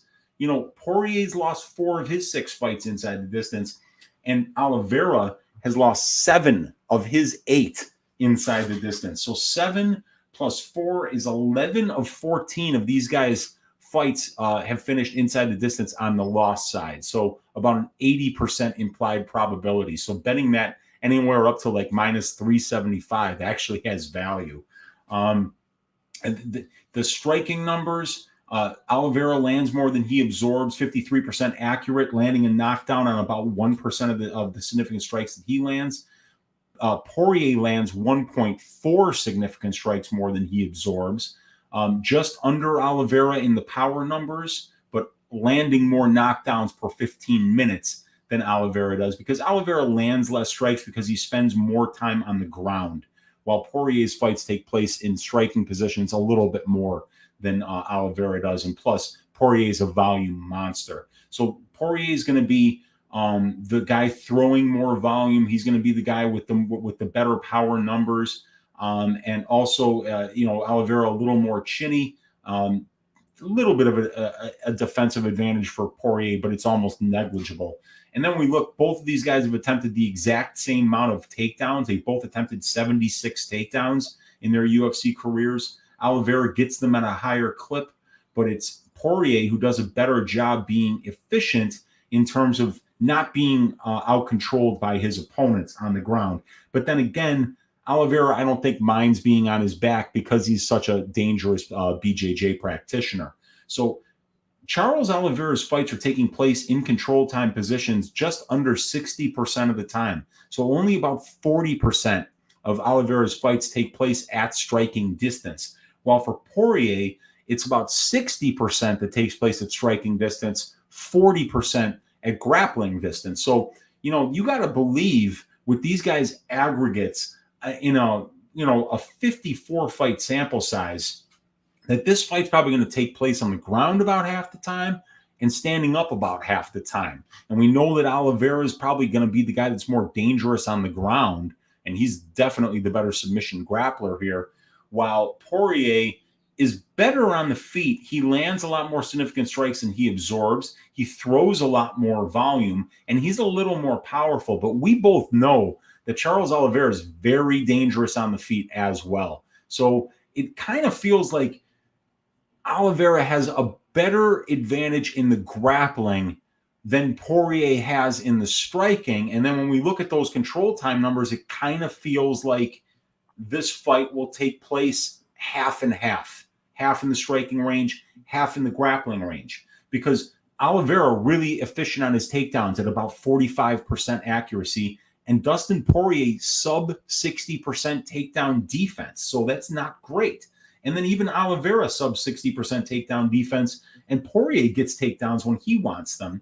But I don't think Poirier will be looking to take down Charles Oliveira. I think Oliveira will be the one looking to take down Poirier here. And then when we look at the strength of schedule, it's Poirier who has the better ratio. It's Oliveira who's fought the better brand of competition. When we look at wins, a little bit better here for Poirier. And when we look at losses, I'd say a little bit better for Oliveira. The strength of schedule, almost negligible. The tail of the tape, a little advantage, I would say, for Oliveira. The experience, maybe a little bit of an edge for Oliveira. 5 more professional fights. Oliveira is the better finisher. Poirier is probably a little more durable than Oliveira. It's very close everywhere, but it's just going to come down to, I think, like, if this fight can stay standing 75% of the time, I think Poirier's got a great chance.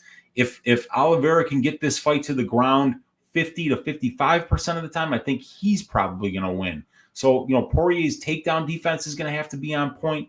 Oliveira's wrestling is going to have to be on point, and jiu-jitsu, if he wants to get the win, Oliveira. And then, like I say, Poirier's got to keep this fight standing. It's a very, very interesting main event. It wasn't really until I looked into the stats that I realized what a fan favorite this fight is going to be and how exciting both of these guys are. Both of them great finishers, both of them super tough.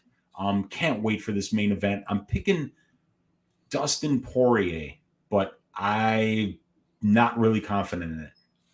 Yeah, the line seems kind of, I don't want to say insane, but it seems a little wide. Poirier opened up minus 165. He's now minus 170. Got as low as minus 180. But Oliveira opened up plus 145. He's still plus 145 here. I feel like it could be a lot closer because we're seeing Charles Oliveira. You mentioned he has a ton of fights in the UFC, and he's making improvements. Like, he's somebody that, Mbe was talking about in the chat earlier that, he tapped the strikes, and, this guy would gas out at times to get finished. And I don't know if that same Charles Oliveira exists. His cardio looks a lot better. He looks a lot tougher nowadays. But yeah, this guy is dangerous anywhere the fight goes. Striking, grappling, all the good stuff.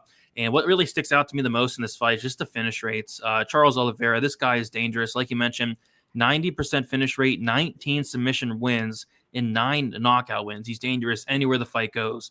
And on the flip side, in his losses, he has been finished in 7 of 8 of his losses, 4 by knockout and 3 by submission. And when you look at Dustin, he's a pretty good finisher in his own right, with 14 knockout wins, winning half his wins by knockout, 7 by submission, winning 25% of his wins by submission for a 75% finish rate. And Dustin has also been finished in 66% of his losses, 2 by knockout, 2 by submission. So, I don't know if I'm going to bet a side here. If I would, honestly, it probably would be dog or pass on Charles Oliveira. I don't know if I love the minus 170 of Dustin here, but I'm going to be looking at violence for this one. So the fight goes to decision, sitting at plus 250. The fight doesn't go to decision, is sitting at minus 325. It got all the way as low as minus 405. And on FanDuel Sportsbook, the fight doesn't go to decision, is sitting at minus 550. And I personally think there's a really good chance this fight finishes, but maybe there's money coming in on the fight goes because of the recent trend as of late. Weezy, do you know the exact number of fights that have went to decision as of late? Wasn't it? It's got to be like, what, 12 of the last 13, something crazy like that? I feel like it's 10 out of 12. I feel like there were 2 finishes, right? And then one of them was one you wouldn't have thought that there was a finish. And but I feel like it's like 9 out of the last 11 or 10 out of the last 12 main events that have went the full 5 rounds. And I think it started with Walker Santos. So Smith Span, that fight finished. Volkanovski Ortega, decision. Santos Walker, decision. Dern Rodriguez, decision. Lad Dumont, decision. Costa Vittori, decision. Blachowicz Teixeira, finish. Usman Covington, decision. Holloway Rodriguez, decision. Tate Vieira, decision. Aldo Font, decision. So that's like 9 out of the last 11 have went to decision. That's quite a trend, man, for 5-round fights. And when you look at guys like Costa, finisher, Vittori, a finisher, Marina Rodriguez and Mackenzie Dern, both finishers, Santos and Walker, both finishers. Usman, not much of a finisher, Covington, not much of a finisher, but that one came close in the second round. I mean, yeah, it's been happening over and over and over again. And yeah, you might as well. Why not? I mean, like, dude, this thing is juiced up to like 75, 80% probability. But yeah, you got to believe this fight finishes inside the distance. What is it on the combined losses here? Was it 8 out of 11?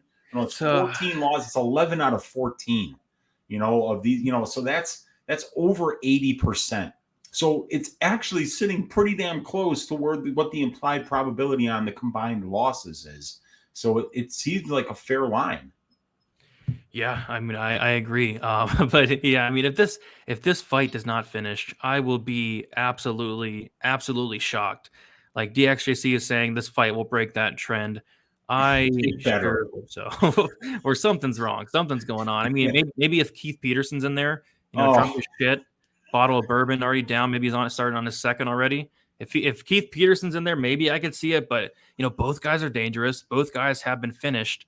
It's just I think this one finishes. But as far as the pick, I don't know, man. I feel like I want to pick Dustin, but Charles is just so dangerous, and I'm seeing clear improvements in the cardio. I think the cardio is the biggest thing for me. This guy is somebody that we've seen him gas out bad in fights before, but he was looking good in the Kevin Lee fight. He went to decision with Ferguson, looked good. His cardios look good, so. It's such a close fight. I really don't like the line. I really don't like Dustin minus 170. For me, from a betting perspective, at least, if I was forced to make a bet on the money line, it probably would be a shot on Oliveira here. yeah, and if Oliveira does wrestle a whole lot, and we do see that, over a 26 fight sample size, Dustin Poirier has been taken down 23 times. He's been controlled about 40 minutes off of those 23 takedowns. So, there's a path for Oliveira to kind of do what he did to Coney Ferguson, win minutes on the ground, stack up those minutes, bank rounds, and get to a decision win here. And if Poirier is not able to stop that, I think that's probably the best path for Oliveira, because the longer this stays on the feet, you think that Poirier is probably going to be winning minutes. He's, while Oliveira is very explosive on the feet, Poirier just over a huge sample size is just out-voluming, outlanding, outpowering his opponents. He's very good on the feet. No, you 100% got a favorite Poirier on the feet. But yeah, if Oliveira can get on top of Poirier, then it will definitely get interesting. So, me and you will break this fight down on my channel, DFS by the numbers tomorrow. Going to be a very good fight to break down as well and dig deep in. We'll go live, say, around 5:15 p.m. Eastern time, around there, 5:30 p.m. Eastern time. So check that out, guys. We'll go deep into that. We went through 15 fights. This was officially the longest stat diggers ever. So appreciate you guys for hanging out. 136 of you in here at the end. If y'all can please smash the like button, that'd be much appreciated. And yeah, looking to definitely bounce back. Last night was rough, but we learned some lessons. Don't bet on mullets. Don't bet on bad fight IQ. Don't bet on 42-year-old gassers. We learned a lot of great things, and looking to transition to this card and make some money. I have 2 big plays already. I'm looking to make 1 monster play as well. And we talked about some spots from like a money line perspective. Some of these dogs do stick out. Like I thought Eric Anders sticks out. I thought even like who was it that stuck out? That was a dog like France. Even France at plus 135 sticks out, and Ige even sticks out. I think those are decent dog shots. So I'm going to look more into those, see what I can come up with. But definitely looking forward to this card. Appreciate that a ton, Aldo. Guy from my Discord, Weezy's in there as well. Best show on the tube. Appreciate that a ton. Appreciate you, Jack Attack. Uncle Weezy, let the people know where they can find you and what you have going on throughout the week. It is a big week, 269 pay-per-view. What do you have for us? Yeah, man. Find me on my YouTube channel, Uncle Weezy. I'll be doing a full card breakdown on Tuesday night, 10 p.m. Central Time, called Just the Tip. I'll be doing at least 2 Balls Deep breakdowns on Wednesday, and I might try to do a Balls Deep breakdown tomorrow as well. Not sure what fights I'm going to do yet. I want to look a little bit closer into some of these, but yeah. And so I'll be doing all that on my channel. You can find me also on Tuesday on Pub Sports Radio, doing the DraftKings show with Brady, Luke, and AJ.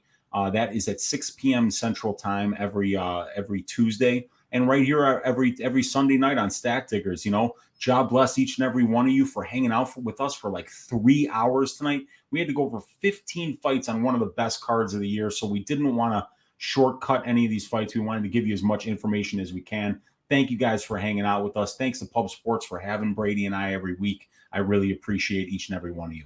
Yeah, I mean, the 3 hours flew by. Like, it doesn't feel like we went for 3 hours. I mean, I think the Keith Peterson jokes just made it go like smooth. Took away a lot of the time there. But yeah, guys, thank you so much for hanging out. 3 hours. We did it. 15 fights. Smash the like button. You can follow me on Twitter, DFS_numbers, Instagram, DFS by the numbers. I'll be getting my full card breakdown prediction video out potentially Tuesday, trying for Tuesday. Like Weezy said, we'll be back on Tuesday for the DraftKings. If you guys like DraftKings, we'll be on there. Me, Luke, AJ, and then Uncle Weezy. And then, just subscribe here to Pub Sports Radio. We go live every Sunday, 6:15 p.m. Eastern time. Lots of great guys on this channel. Go check out some of their other content, NFL, other sports like that. Shout out to them. And good luck for UFC 269. Let's bounce back. Let's make some money. And we will talk to you guys very soon. Good luck, guys.